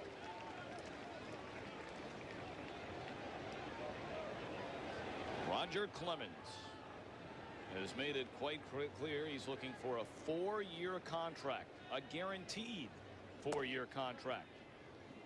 And by and large, that has been taboo in the major leagues in this day and age, giving a pitcher a 4-year contract. Now, the owner of the team, John Harrington, has said the money is not the problem. The problem is all the guaranteed dough over 4 years. Would like to see that contract, as you see John Harrington just stepping out of his box momentarily. He'd like to see it become an incentive-laden contract.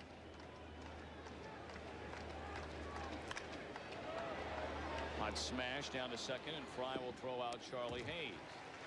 While we have a chance, let's send it back to our Hollywood studios and join our buddy Chip Carey. Hello, Tommy. Hello, Bob. Wild card implications in Toronto. Wild pitch to Cal Ripken Jr. Bases loaded in the 6th. Todd Zeile comes home to score. 1-0 Baltimore. If they win, they are the wild card in the American League. Mike Mussina, a one-hitter through 5. Back to Tom and Bob in Boston. Well, what a turnaround that is for Mike Mussina, who has been nothing shy of horrible during this Baltimore stretch run. His last 3 starts, an ERA of almost 11. And he's a 19-game winner with an earned run average of just under 5. Mussina gunning for what would be his 20th win of the season today. There's ball 1 to Mike Aldretti, who homered with a man aboard, a straightaway center off Clemens in the 2nd inning. This has been such a bizarre season. I mean, so much emphasis has been placed on the offense. A lot of guys hitting big home run numbers, big RBI numbers. But yet, you throw in a couple of no-hitters. You throw in the 20 strikeout performance by Roger Clemens. Pat Henkin with the Blue Jays, 5 complete games in a row. There doesn't seem to be any rhyme nor reason to how this season has worked out. But nonetheless, it comes down to the last weekend with a couple of races still active. 2-1 to Aldretti.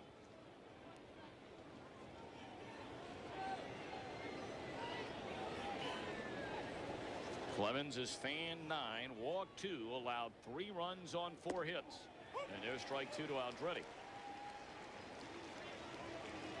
But will Clemens be back wearing a Boston uniform in 1997? A lot of people believe he would be interested in returning to his home state of Texas as it goes to 3-2, whether it be with the Rangers or the Houston Astros. His hometown is Houston. They've just found out that the city is behind building the Astros a brand new stadium. Now, whether the voting taxpayers go along with that remains to be seen. Aldretti into short left field, drifting back Greenwell, and at the warning track makes a play to end the inning. First perfect inning for Clemens since the first. Move on. He'll try and get the Red Sox closer when he leads things off bottom of the 6th. 3-1 New York leads. Well, Dakota Laritz, your father has been taken down as we head for the bottom half of the 6th inning. Jim Laritz replaced behind the plate by the regular Yankee catcher Joe Girardi. 3-1 New York in front. Move on to lead things off here in the bottom half of the 6th inning. When every time his name is announced, just a roar from the Fenway Park crowd. There's one of the reasons why, a base hit into left field. course, Vaughn off the field has formed the Mo Vaughn Youth Center for delinquent teenagers. Number 18. He's also opened the Mo Vaughn School, a private boarding school for inner city kids in Cape Cod, funded in part by Vaughn and private sponsors. He's just meant so much to this community. Of course, for years, you would hear African-American players talk about the situation here in Boston, and certainly some racial division through the years, but Vaughn has changed, you hope, and it appears so many opinions. And what a role model for not only kids but also adults. But kids certainly are what warm Vaughn's heart. That one lifted into left center field, shy of the warning track. Catch is made. One away. And we asked Mo Vaughn about his relationship with children here in the greater Boston area. It's not a democracy in my situation here. We have a way about going about things. We feel it in life. It is a process. There is a right way and a wrong way to do things. There is a process. And we stress that. And what I have done is I have used this game to enhance young people's lives. And that's my motto and that's my slogan. Oh, and he's made a difference in people's lives. Lined into right center field. Strawberry, did he get it? Yes, he did. Strawberry, a diving play in right center field to take away a base hit from Mike Greenwell. Looked like Darryl Strawberry back in his Mets days, showing some good legs, chasing that gapper down in right center field. Always did have that long body, the long legs and long arms, and he used them to good purpose right here, snagging that ball just off the grass, making a nice play. I'm sure this is not the kind of game Mike Greenwell envisioned when he had his press conference on Thursday. Greenwell 0 for 3 in the game, 2 down against Ramiro Mendoza on a relief of Andy Pettit, who went the first 2 innings, allowed an unearned run. The only Boston run of the game came in the opening inning. Garcia Parras struck out and fouled out to the catcher.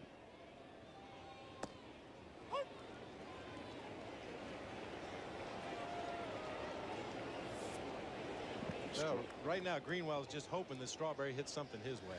Give me a chance to dive and take one away from you, and I will. 1-1 to Garcia Parra. And it's blown away. 2 balls and a strike.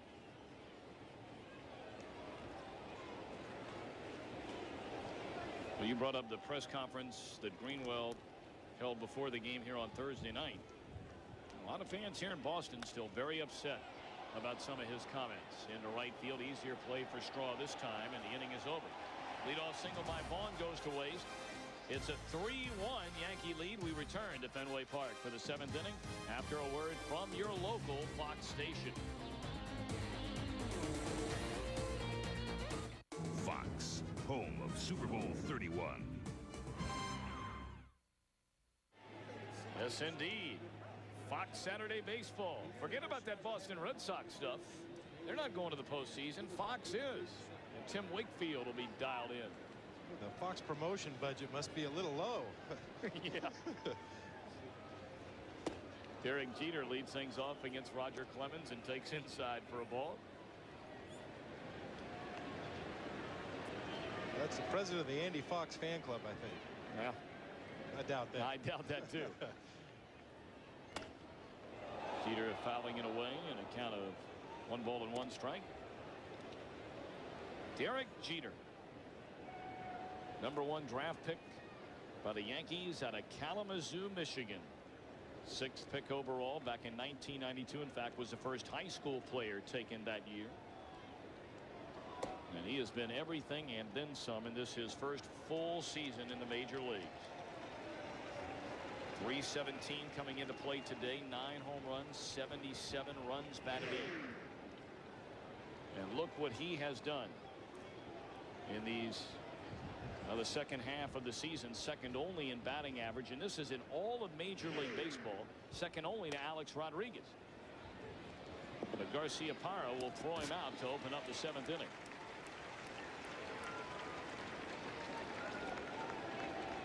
Time for our men in trivia question. Number 25.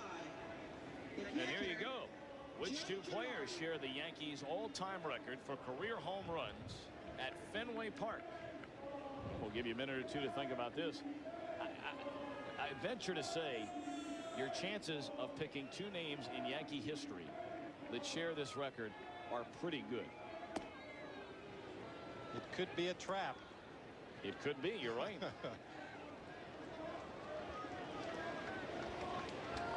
But again, it's while playing for the Yankees. Joe Girardi bats for the first time and takes high. 2 balls, no strikes. And Clemens has reached the 100 pitch mark. And here we are with nobody on and 1 out in the 7th inning with the Yankees leading 3-1.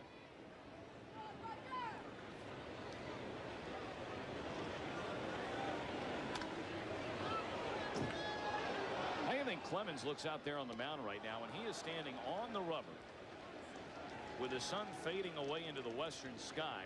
The flag looks to be rippling right through him like a reflection of water.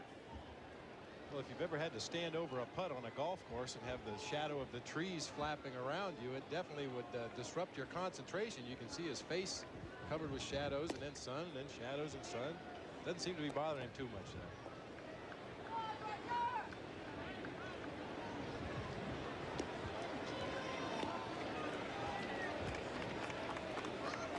Are the winds of change blowing for Roger Clemens here in a Boston uniform? Well, we'll find out. 3-1 pitch.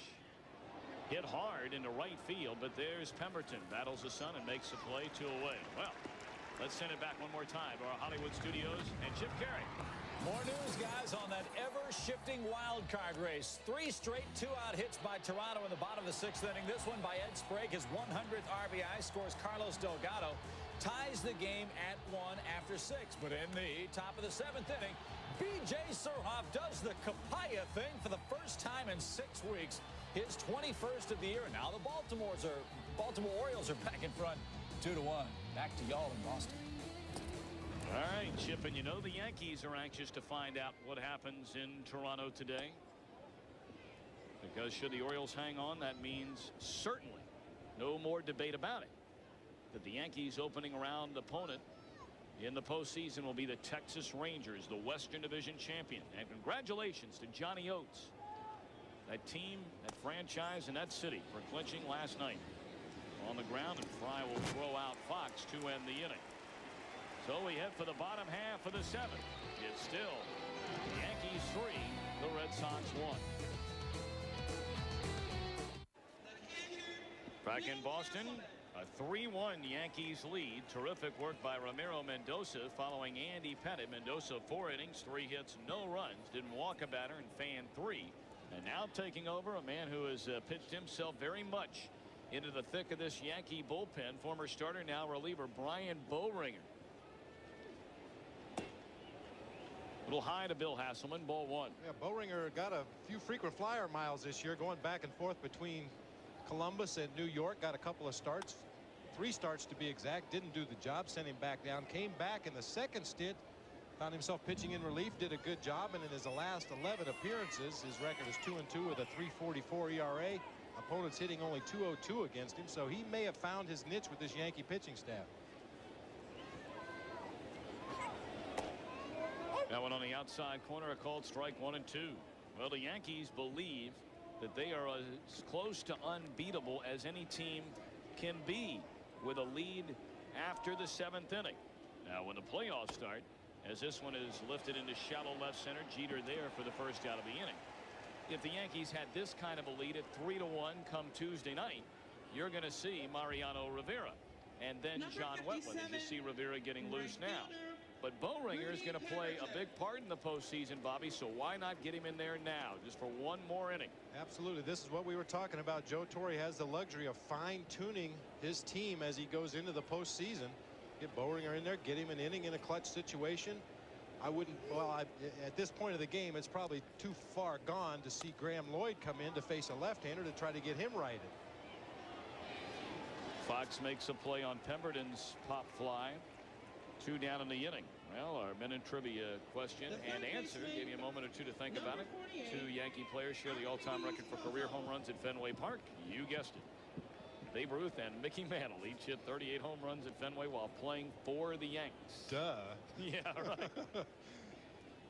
Yeah, that was a pretty easy guess right there. Yeah, and that was a real good trade Boston made involving Babe Ruth. Don't mention that around this ballpark. No. Strike in there to Pozo, who is 0 for 2, is grounded to second, fly to center. This guy has to make my all Scrabble team right here. Triple letter, double word, whatever that stuff is. Got a Z and a Q. See, I haven't played Scrabble for a long time, but I got to believe that, whoops, I missed it. That Z right there is worth a lot of points. This Q up here in the front, and of course the Z back here, you know, double Z, that's man, 10 points. I win. Right. I win. I mean, you're in business there. You combine him with Garcia Parra on the left side. You got the all alphabet team over there. Strike 3 on the outside corner, and Bowringer makes quick work of the Red Sox in the 7th. We move to the 8th. Clemens will head back to the hill, trailing the Yankees 3-1. Postseason baseball just around the corner. And certainly for Yankee fans, a moment to never forget. Game 2 in the 15th inning. Jim Leyrit's a home run to beat Seattle. And it all gets started here on Fox Wednesday night. The Yankees and more than likely the Texas Rangers in what will be game 2 of that series. And we certainly invite you to be with us. Fox, home of the divisional playoffs, the National League Championship Series, and the 1996 World Series. David Cone will be on the mound in the opener on Tuesday night. We'll see Andy Pettitte on Wednesday night here on Fox.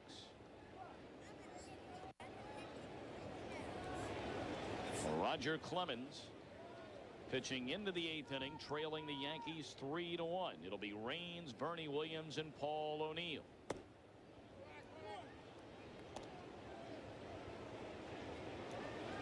Clemens allowed a 2-run home run in the 2nd inning off the bat of Mike Aldrete. A solo home run to Bernie Williams in the 3rd. He's given up the 3 runs on 4 hits, struck out 9, and has walked 2. And there's a diving play made by Big Mo Vaughn, and gets the out at first on the feed to Clemens.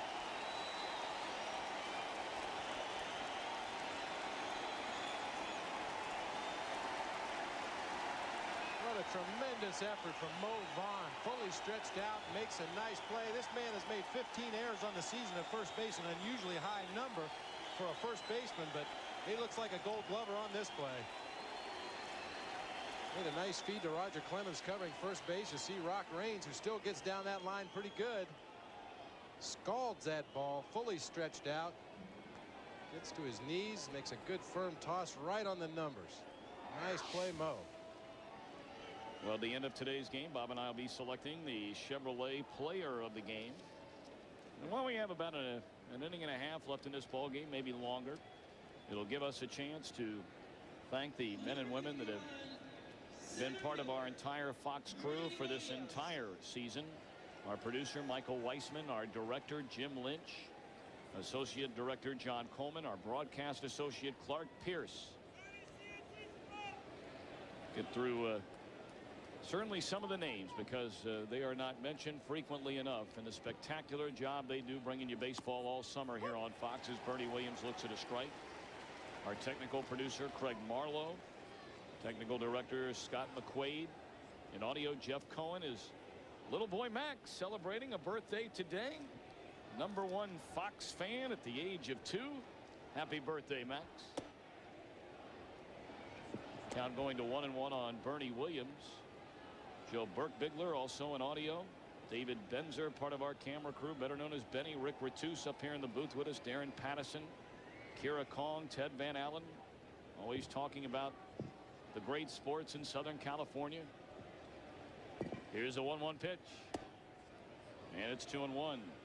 Todd Regenbogen, Ken Brightstein, our buddy John Collini back in video, David Zarkauer, Wayne Weaver, Paul Duda, Aaron Stoikov rooting for his Ohio State Buckeyes today, John Eckert in videotape.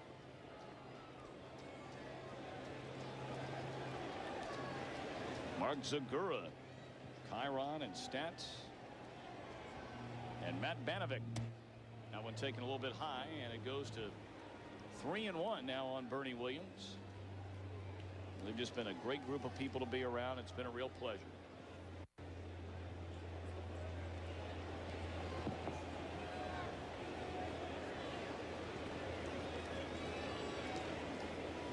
Three-one pitch.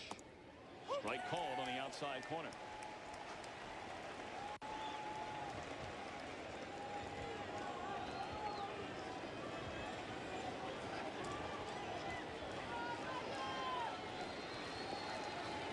Clemens looking for his 10th strikeout of the game.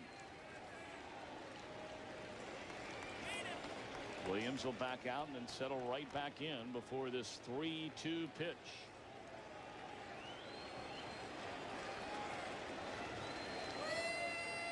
And here it comes. Well, Williams took a big cut right there.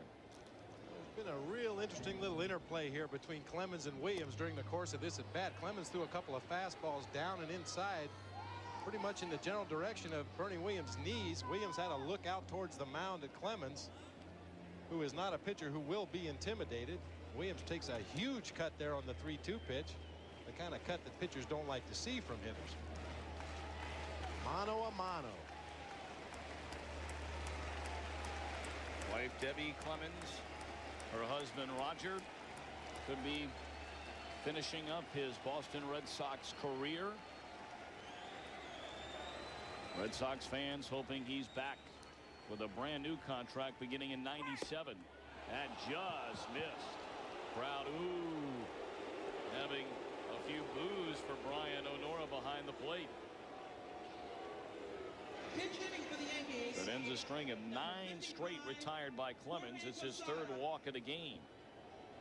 And Clemens had a long look in after that pitch. You can see it was just a little off the inside corner, but earlier in the ball game, O'Nora was calling that pitch inside or a little off the inside corner a strike. This one just a little too far for his liking. That was that sinker that Clemens started inside off the plate, tried to bring it back over the inside corner. Not quite enough. Well, we have a pinch runner taking over at first base for Bernie Williams. The youngster Ruben Rivera. Boy, has he delivered some big moments for the Yankees this season.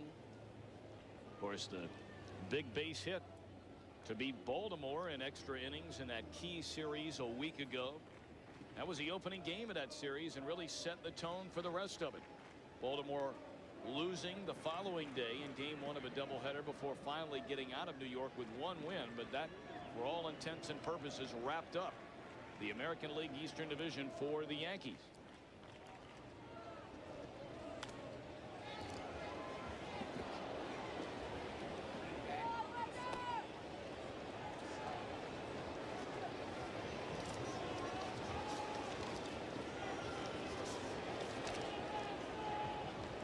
A 3-1 ball game. Joe Torre getting set for the postseason. It'll begin on Tuesday night in the Bronx.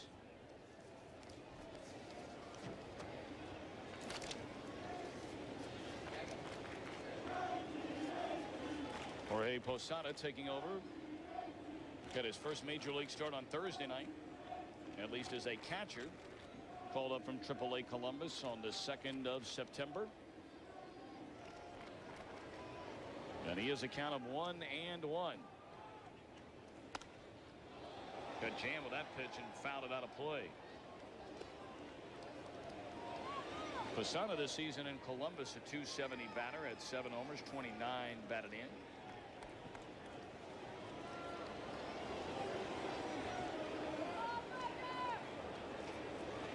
Now, what is in store for the Yankees as they look ahead of the postseason?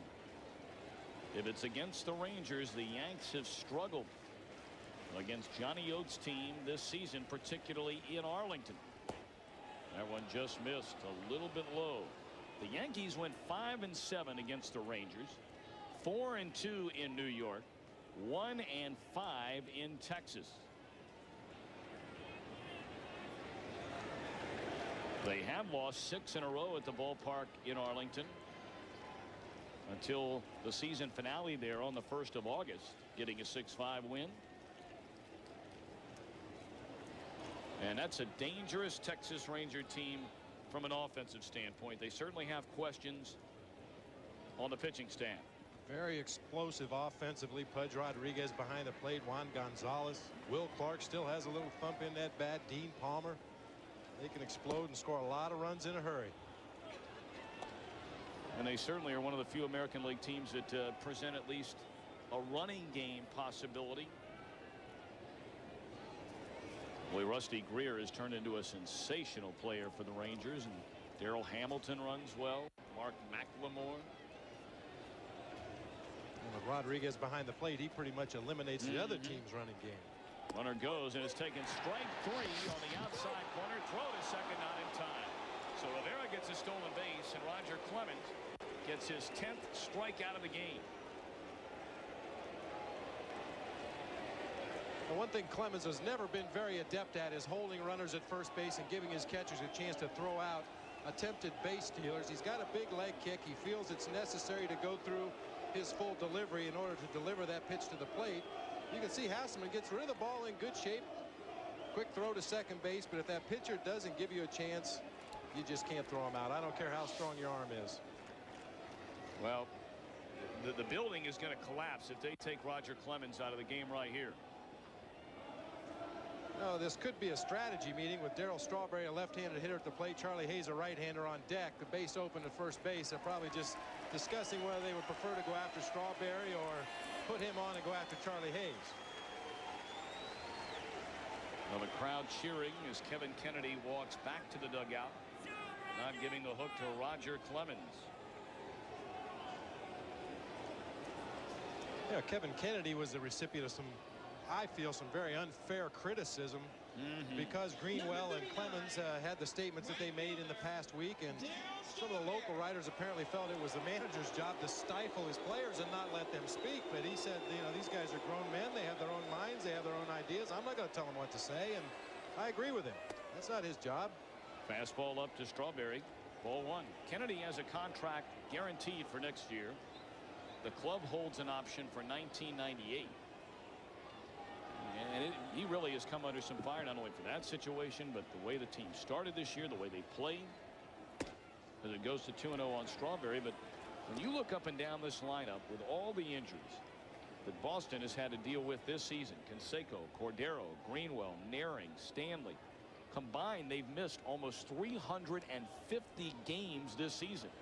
And those are some very key people for this Boston team, people they were counting on to put some big numbers on the board.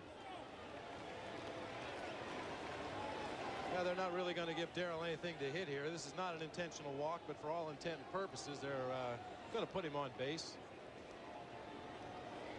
Charlie Hayes would be next as Mark Brandenburg gets loose in the Boston bullpen. And there's a strike to Strawberry. Well, do you try to get him on a pitcher's pitch here? I mean, 3-1. If you lay one in there, Strawberry might hit it a mile. I would anticipate Clemens is either going to throw that sinker low and away or maybe even a split finger in the dirt. Strawberry chased that split earlier in the ball game for strike 3. In this 3-1 count, he's going to be looking to let it fly. Any pitch that's close to that strike zone.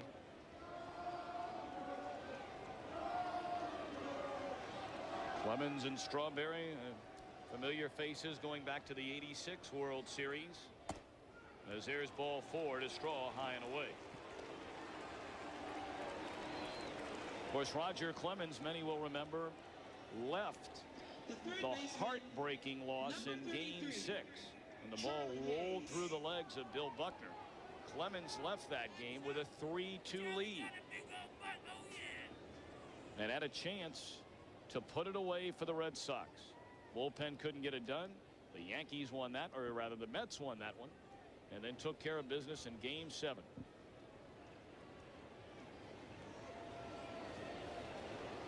So here's Hayes into right field. It's going to fall for a base hit. Rounding third and coming in to score is Rivera. Throw goes to third, not in time to get Strawberry. And it's a 4-1 Yankee lead. Could that be all for Roger Clemens? Well, once again, a good piece of professional hitting by Charlie Hayes as Kevin Kennedy is on his way out to the mound to pull Roger Clemens perhaps for his last time here at Fenway. And the crowd will come to its feet as Clemens, with his wife Deb watching, will walk off the mound at Fenway Park in a Boston uniform. The question is, 33,000 here wondering the same thing. Is it the final appearance for Roger Clemens as a member of the Boston Red Sox?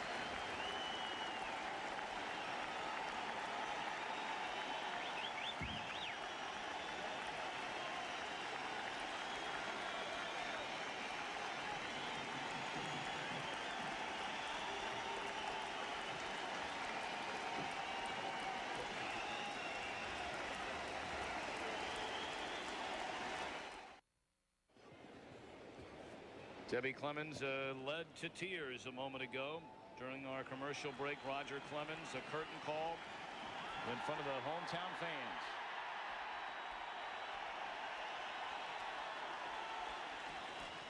And we've asked the question all day long as Vaughn Eshelman, the left-hander, now takes over for Clemens. A 4-1 Yankee lead. Runners on the corners with 2 out here in the last of the 8th. Andretti takes low. Will they? Should they sign him to a new contract? He wants 4 years. That's going to be a very tough decision. If you're asking me my opinion, I say yes, bring him back. If it's within your budget, if you can afford his salary under the payroll, I say go for it.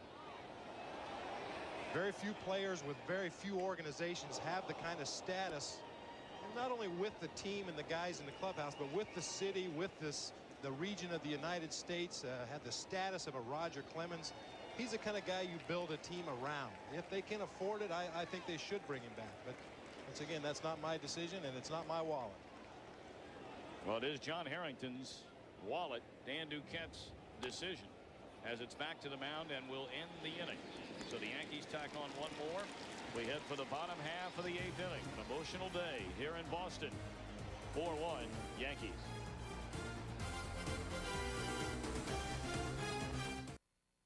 Fox Saturday Baseball is brought to you by Genuine Chevrolet, the cars more Americans trust. By Zantac 75, the final word in acid relief. By Visa, it's everywhere you want to be. And by Valvoline DuraBlend, the #1 selling semi-synthetic motor oil. Back at Fenway Park in Boston, and Roger Clemens, a curtain call, perhaps waving goodbye to the Fenway Park crowd. And Clemens in this, his final game of the regular season, 10 strikeouts for the 8th time this year, and here they are. Well, this is an all too familiar sight for American League hitters. 4-seam fastballs up high. There's a split finger down low. There's another split in the dirt. Sinker away. Fastball away. Fastball away. Makes a great sound in that mitt, doesn't it? All 10 strikeouts for Roger Clemens, who has struck out 20, major league record twice in his career. Now batting for the Red Sox, number Did it 56. in 1986, again here in 1996. Terry Bragg. And there are the final numbers for Clemens today. The walks hurt him, especially in the 8th inning. A 1-out walk to Bernie Williams. Ruben Rivera stole second.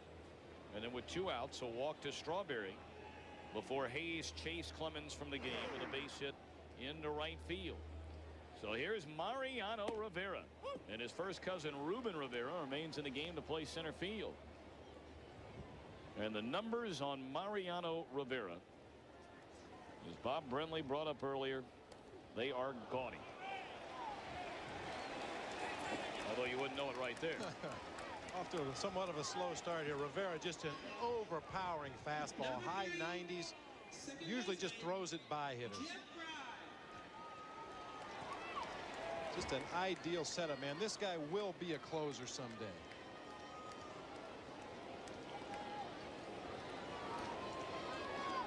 "106 innings pitched as a setup man."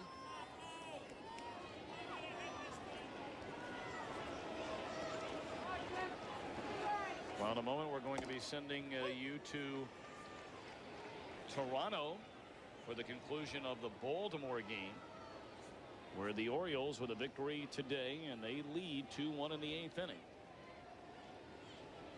would be headed for postseason play, and it would be the Orioles as the wild card to battle the defending American League champion Cleveland Indians. First 2 games of that series would be in Baltimore.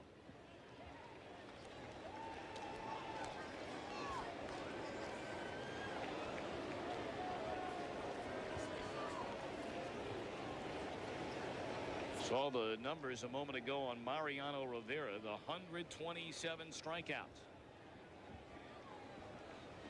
Fry waits, and it's fouled straight back out of play. And Joe Girardi told us yesterday we're not in there to fool anybody when Rivera takes the ball. You don't have to be a smart catcher to catch this guy. Just keep putting down that number 1. And he's only surrendered 1 home run, which is a real testament to how good his fastball is. When the guy comes into the game and both teams know he's going to go out there and throw fastballs, and you still can't get the ball out of the ballpark, major league hitters, that tells you that he's throwing a real good fastball. That one missed outside, and a count of 2-2. Joe Girardi made a comment that every now and then you'll get him to throw that slider, a strikeout pitcher we've seen from a lot of power pitchers through the years. I guess probably the thing that makes Rivera so tough is his smooth, very fluid windup. It's not the arms and legs of John Wetland or a Rob Dibble in recent memory. They just dominated hitters. Still 2-2 to Fry. A thing you hear a lot of American League hitters say is his ball seems to explode on you, and that's because of that very smooth, not necessarily a slow delivery, but it just seems so fluid and smooth and easy, and almost kind of puts the batter into a smooth and easy mode of thinking at the plate, and then suddenly here comes a 97, 98 mile an hour fastball, and you cannot catch up to it. 2-2 pitch. And Fry pretty good at bat right now. He's hanging tough. You mentioned the slider. That's a pitch that Rivera, I'm sure, is going to work on a lot. If not this winter, for sure next spring. As you mentioned, a lot of closers towards the twilight of their career. Lee Smith comes to mind. A power pitcher earlier in his career has gone more to the slider now later in his career. The sooner he can learn to command that pitch and throw it for strikes, he's even going to be more dominating. That's the time he will become a premier closer in this league. Fastball, strike 3 called on the outside corner. 1 down here in the Boston 8th inning, with New York leading it 4-1. The first baseman, number 42, Mo Vaughn.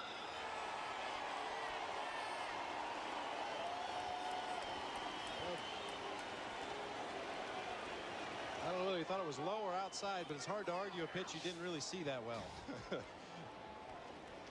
94 miles an hour, that one registered on the gun. Vaughn takes ball 1. Vaughn has struck out twice. Single to left center field in the 6th inning. And here's a pretty fair fastball hitter right here in Mo Vaughn. This should be a great matchup.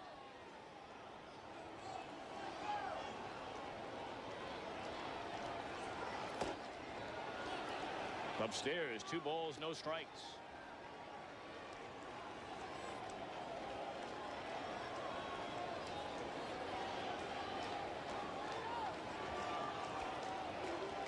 You know, Rivera really didn't rack up a lot of high strikeout totals in the minor leagues. He had a pretty average number of strikeouts. Took something off that pitch.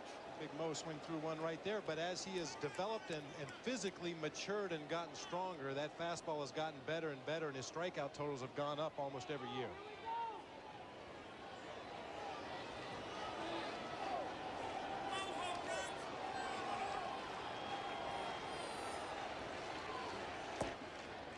That one missed inside to Vaughn. 3 balls and a strike. Well, Big Mo could bring Boston within a run if he can play long ball right here. 4-1 Yankee lead in the bottom half of the 8th inning.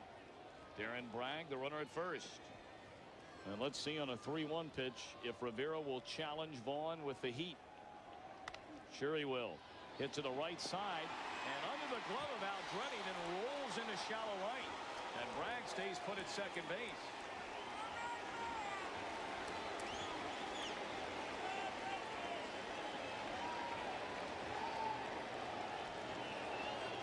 Well, even though he had to dive for that ball, it appeared that Aldrete was in good shape to make the play, but I don't know, the ball took a bad hop. Maybe we'll see it on the replay, but just wasn't able to smother that ball. Got through him, got by Andy Fox. Fortunately for the Yankees, didn't get far enough into right field to allow Bragg to advance to third base, but Red Sox got something boiling here. We're going to see Vaughn pulls the fastball, swings over the top of it, hits a ground ball that Aldrete looked to be in good position, just couldn't come up with it. 2 on, 1 out, and here's Jefferson, and he threw that one right by him. Right-hander Jeff Nelson beginning now to throw in the Yankee bullpen.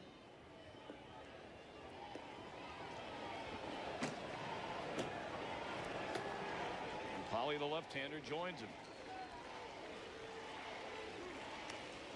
Now back out of play. Polly may have pitched his way into a big part of the Yankee bullpen once the postseason gets started. Graham Lloyd came over and has really struggled and has felt the wrath from the Yankee Stadium crowd upon just his entrance into a ball game.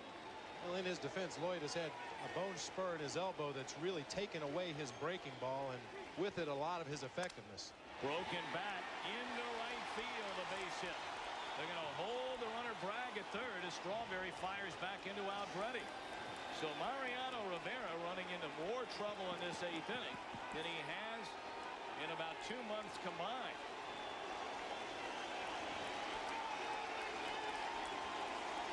That'll bring Mike Greenwell to the plate. Wouldn't it be something on this very emotional day here at Fenway Park? They bid farewell to Roger Clemens an inning ago.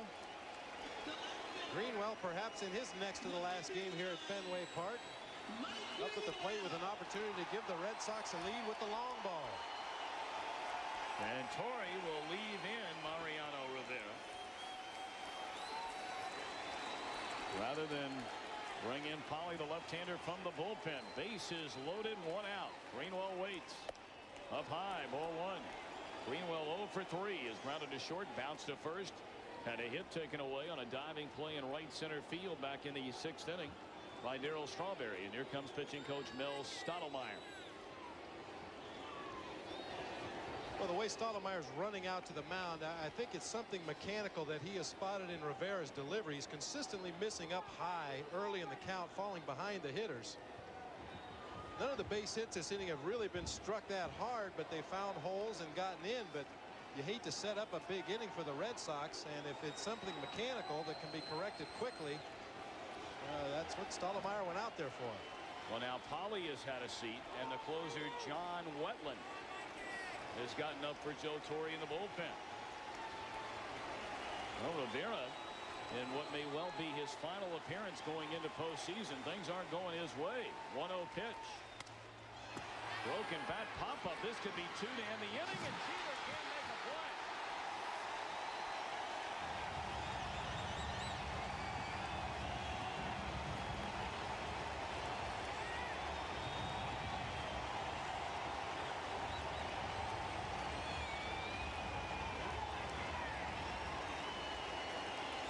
Jeter, his second error of the game.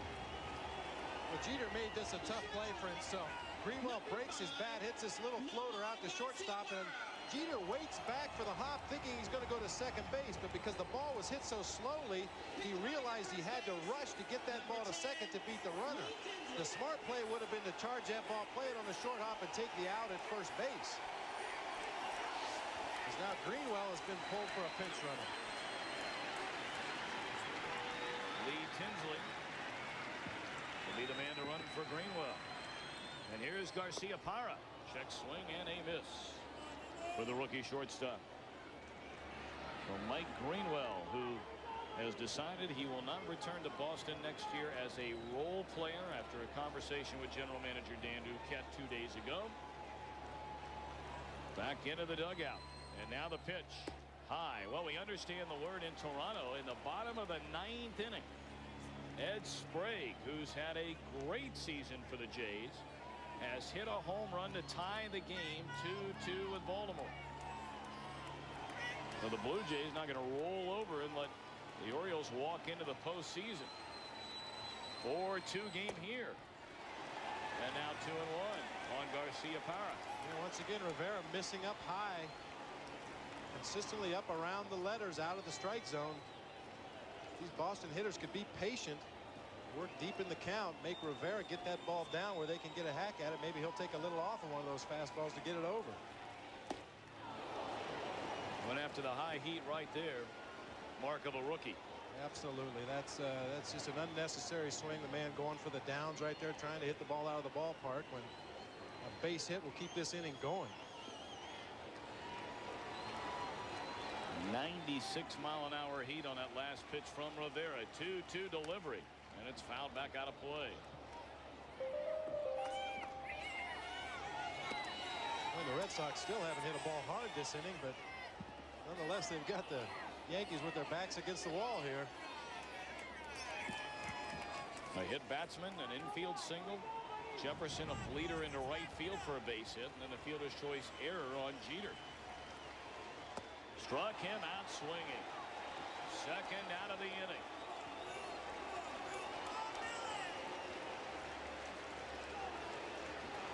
The pitcher, number 37. Jeter with a word of encouragement to Rivera, saying, come on out, pick me up, help me out. Here you see Rivera's delivery, just nice and smooth and compact. Not the kind of explosive delivery that you see from a lot of power pitchers. But the end result is some high gas. Here's Hasselman 0 for 3. Bases loaded, 2 out. Threw it right by him. Strike one. A lot of big swings, at least in the last couple at bats here by the Red Sox hitters. You need to shorten up and just put the ball in play. Rivera supplying the power. Just get the head of the bat out in front of home plate. Put the ball in play. 0-1 delivery, and it misses down and away. A lot of hitters have a tendency when the pitcher's throwing hard to swing as hard as he's throwing. Now, you don't need to do that. Absolutely not. Swing quickly. 1-1 delivery. And it's in and out of the mid of Girardi after getting a piece of Hasselman's bat. So now Mariano Rivera, who worked himself into deep trouble, bases loaded, only 1 out in this 8th inning. An error brought in the only Boston run thus far. And now Rivera a strike away from leaving the bases loaded.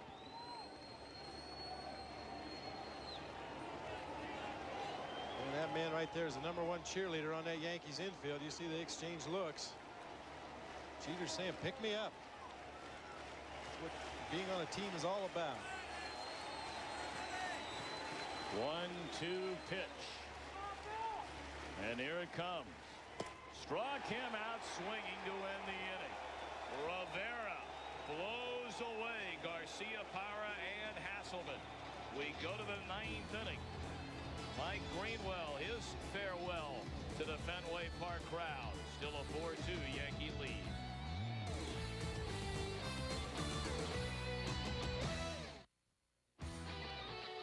Guys, Chip Carey in our Hollywood studios. Oh, boy, Baltimore can't win the big game.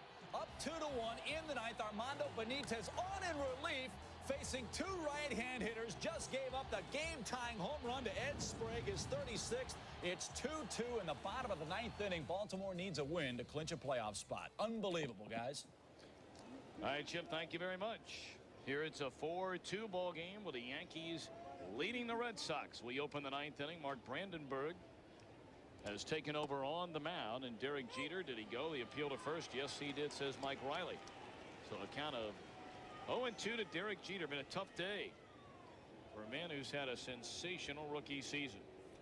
Derek Jeter struck out twice, grounded to short, committed a pair of errors in the field.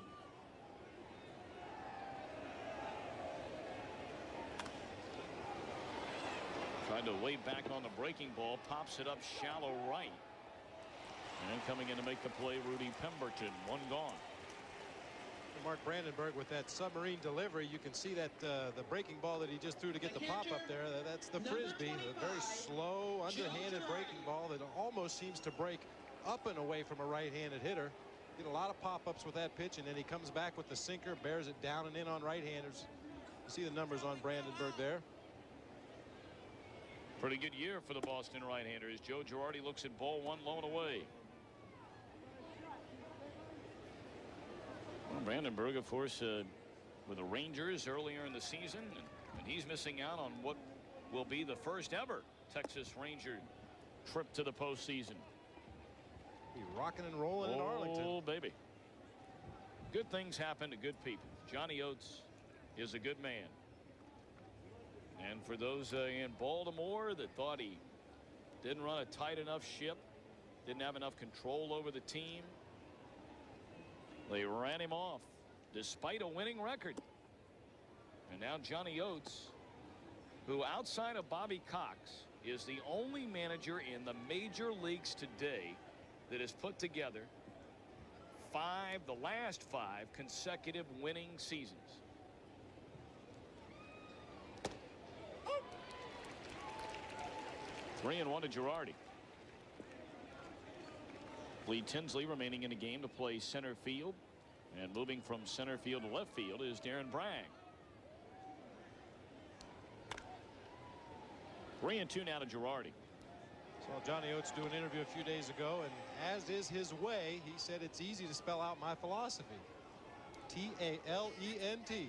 Talent. He says, I've got the horses. He's got a good team over there, but certainly a lot of the credit has to be directed his way. Hit hard, but right at the second baseman, Jeff Fry. 2 up, 2 down. Well, it's baseball today. Tomorrow, it's a Fox NFL Sunday doubleheader, when the Minnesota Vikings take on the New York Giants, the Atlanta Falcons, and the San Francisco 49ers. Plus other exciting regional action. It all begins at noon Eastern, 9 Pacific.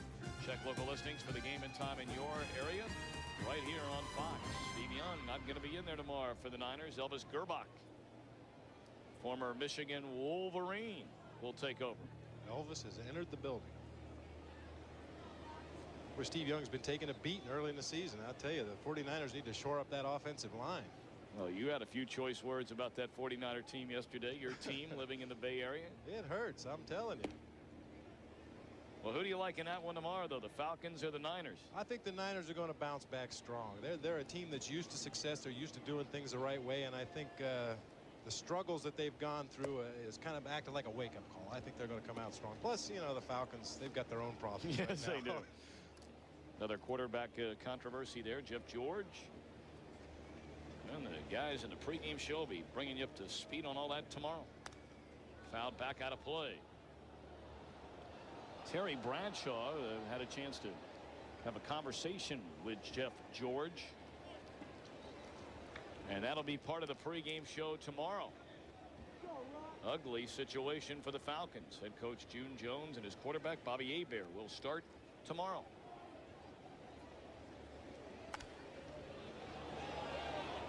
Of course, Bobby will be leaving things in good hands as Fox Baseball rolls on to the National League Championship Series and the World Series. For some of us, it's on to the NFL.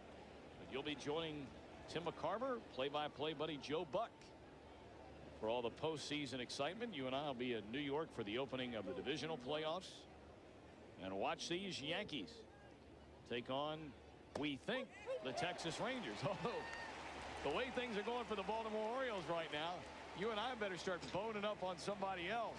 We go to the bottom half of the 9th inning where it's a 4-2 Yankee lead. Like to remind you, Wednesday night, Game 2 of the American League Divisional Series, as the Texas Rangers more than likely will take on the New York Yankees. Then on Thursday, it's Game 2 of the National League Divisional Series. Coverage begins at 8 p.m. Eastern, 5 p.m. Pacific. Check local listings. Fox, the home of the '96 World Series.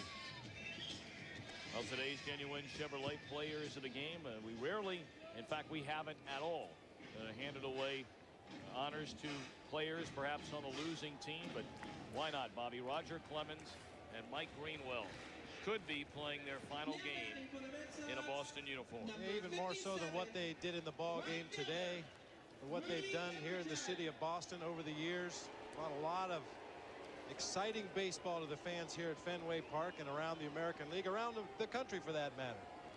Both very deserving. John Wetland is taken over on the mound. And there's a swing and a miss. Troy O'Leary batting. Well, you know the story on Wetland. 42 saves on the season in 46 chances. And he has saved 49 of his last 53 regular season save opportunities. Hello. And you've heard the old saying, out of the frying pan and into the fire. You take out Mariano Rivera and his mid-90s fastball. You bring in John Wetland and his mid-90s fastball. Combine it with a devastating overhand curveball, an occasional changeup. The Yankees' 8th and 9th inning are in pretty good hands. Well, you brought it up earlier, Bob, and how it's so tough for some players to come to New York, take the heat if they fail initially, and then bounce back to get their act together.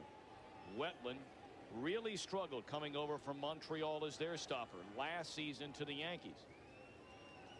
But he righted the ship in a hurry, and now they love him in the Bronx. 2-2 to count. He has joined Dave Righetti as the only two Yankee relievers to record back-to-back 30-save seasons. He joins Sparky Lyle as the only two Yankee relievers to record saves in 4 straight games. And he's just been sensational. I think when they coined the term workhorse, they had John Wetland in mind. This is a bull of a man out there on the mound. Very strong, very overpowering. Broken bat, got a piece of Wetland's glove and goes right to Fox. And O'Leary beat the throw.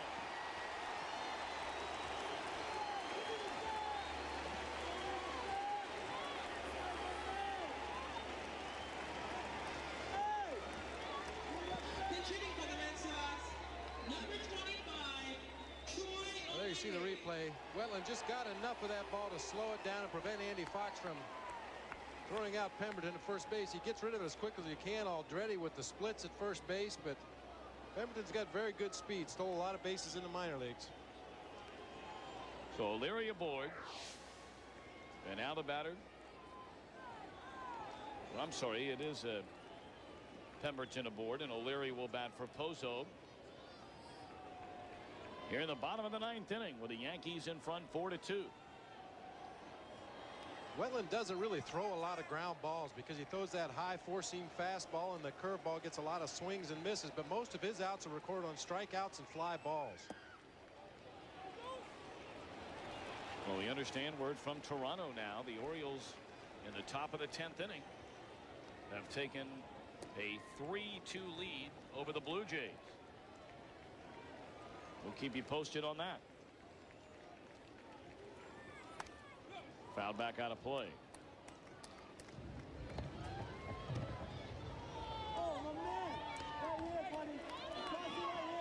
Now we understand Roberto Alomar, who in my opinion should have been suspended, and I don't care what the players union has to say about it. They should have booted him out for the playoffs, for that matter, after his act last night.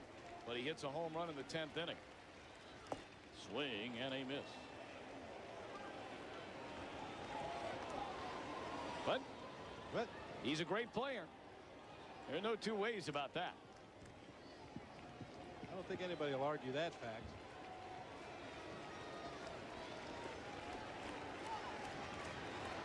Pitch on the way to O'Leary. And it's fouled back out of play. It remains 1 ball and 2 strikes. You know, what's even more incredible about the whole situation, obviously his actions were despicable, but then he comes back today and says he has no regrets for what he did. And until this whole story shakes down and we get everybody's version and hopefully find out what's behind it, because there are rumors that there were some very nasty things said from both sides, from the umpire, from Alomar as well. But you know, like a lot of things that happen in baseball, until you hear both sides of the story and sort it all out, I guess we should withhold judgment. But the action itself was despicable enough. Good point. Very good point. As it goes to 2-2, because they, as a wise man once said, there's actually 3 sides to every story. Your side, my side, and the truth.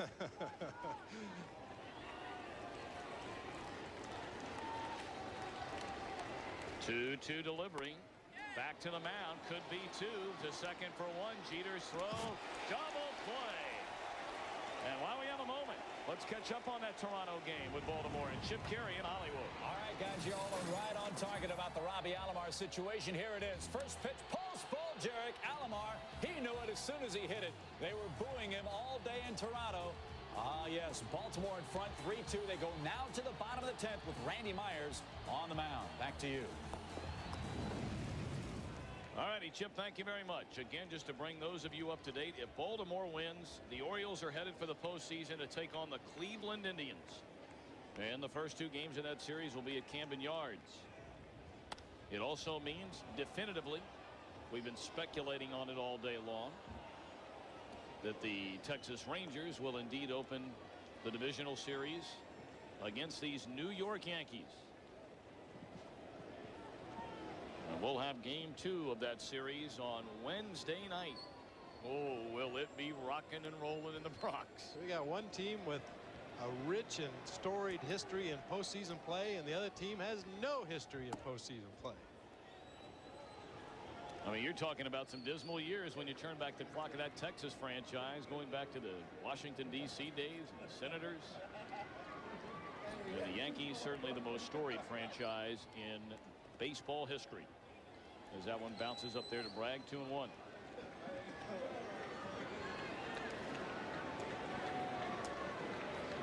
I know, Bobby, you were with Joe Buck and Tim McCarver last week in San Diego and didn't have a chance. Jim Cott and I handling the ball game in New York, that 12-11 win for the Yankees over these Red Sox. And, oh man, you are in for a treat with the crowd. I can't wait. It's going to be something.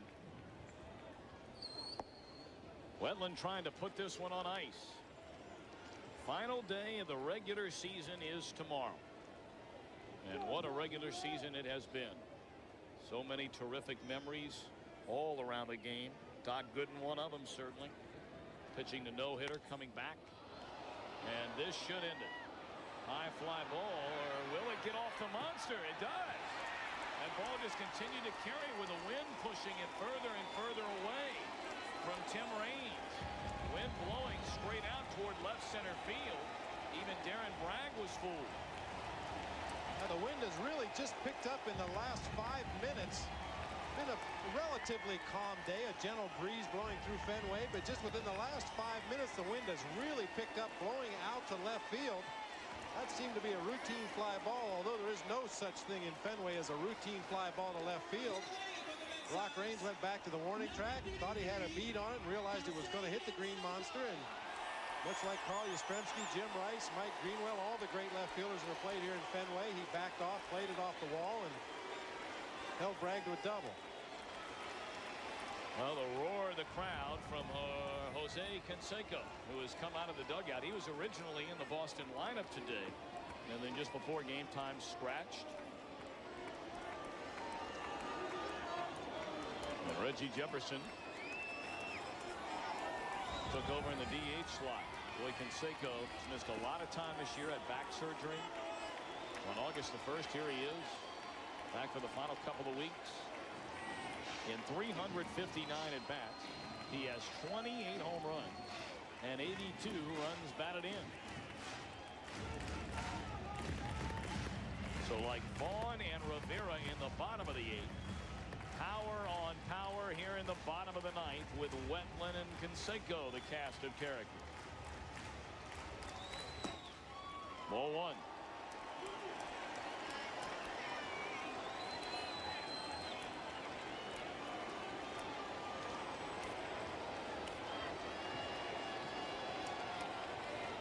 Four-2 Yankee lead.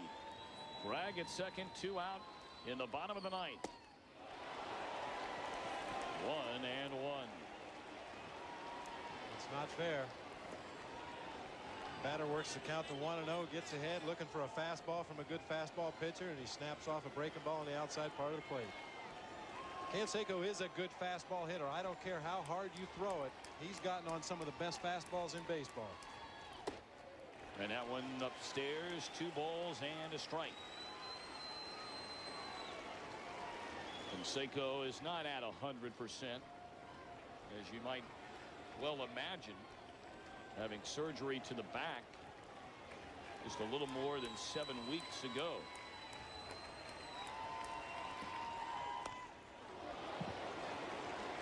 Cue shot there, 2 balls, 2 strikes.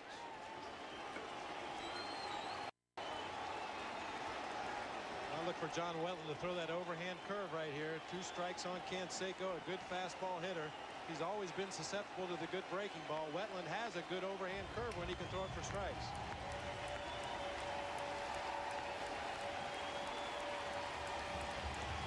Two out, 1 on, 2 balls, 2 strikes. Did he go? Yes, sir, and that is that. Wetland is 43rd save. And the Yankees walk away in the second to last game of the regular season with a 4-2 victory here at Fenway in what may be Roger Clemens and Mike Greenwell's farewell tour. Bob and Tom, this is Chip Carey in our Fox Television studio in Hollywood. It's over in Toronto. Randy Myers punches out Felipe Crespo, and the Baltimore Orioles hang on and win the game 3-2 in 10 innings, their first postseason appearance for Cal Ripken Jr. since 1983. Back to Tom and Bob at Fenway Park. The New York Yankees look ahead to the 1996 postseason. It all gets started on Tuesday night when the Texas Rangers will come to town. That game on NBC. We'll have game 2 right here for you here on Fox. Roger Clemens failed in his bid to become the all-time victory leader in Boston franchise history. Will he get a chance next year wearing a Red Sox uniform, or is the Rocket headed somewhere else? He will be long remembered either way here in Boston. For Bob Brentley, Tom Brenneman, so long from Boston. 4-2 Yankees win it. You've been watching Fox Sports coverage of Major League Baseball, home of the '96 World Series.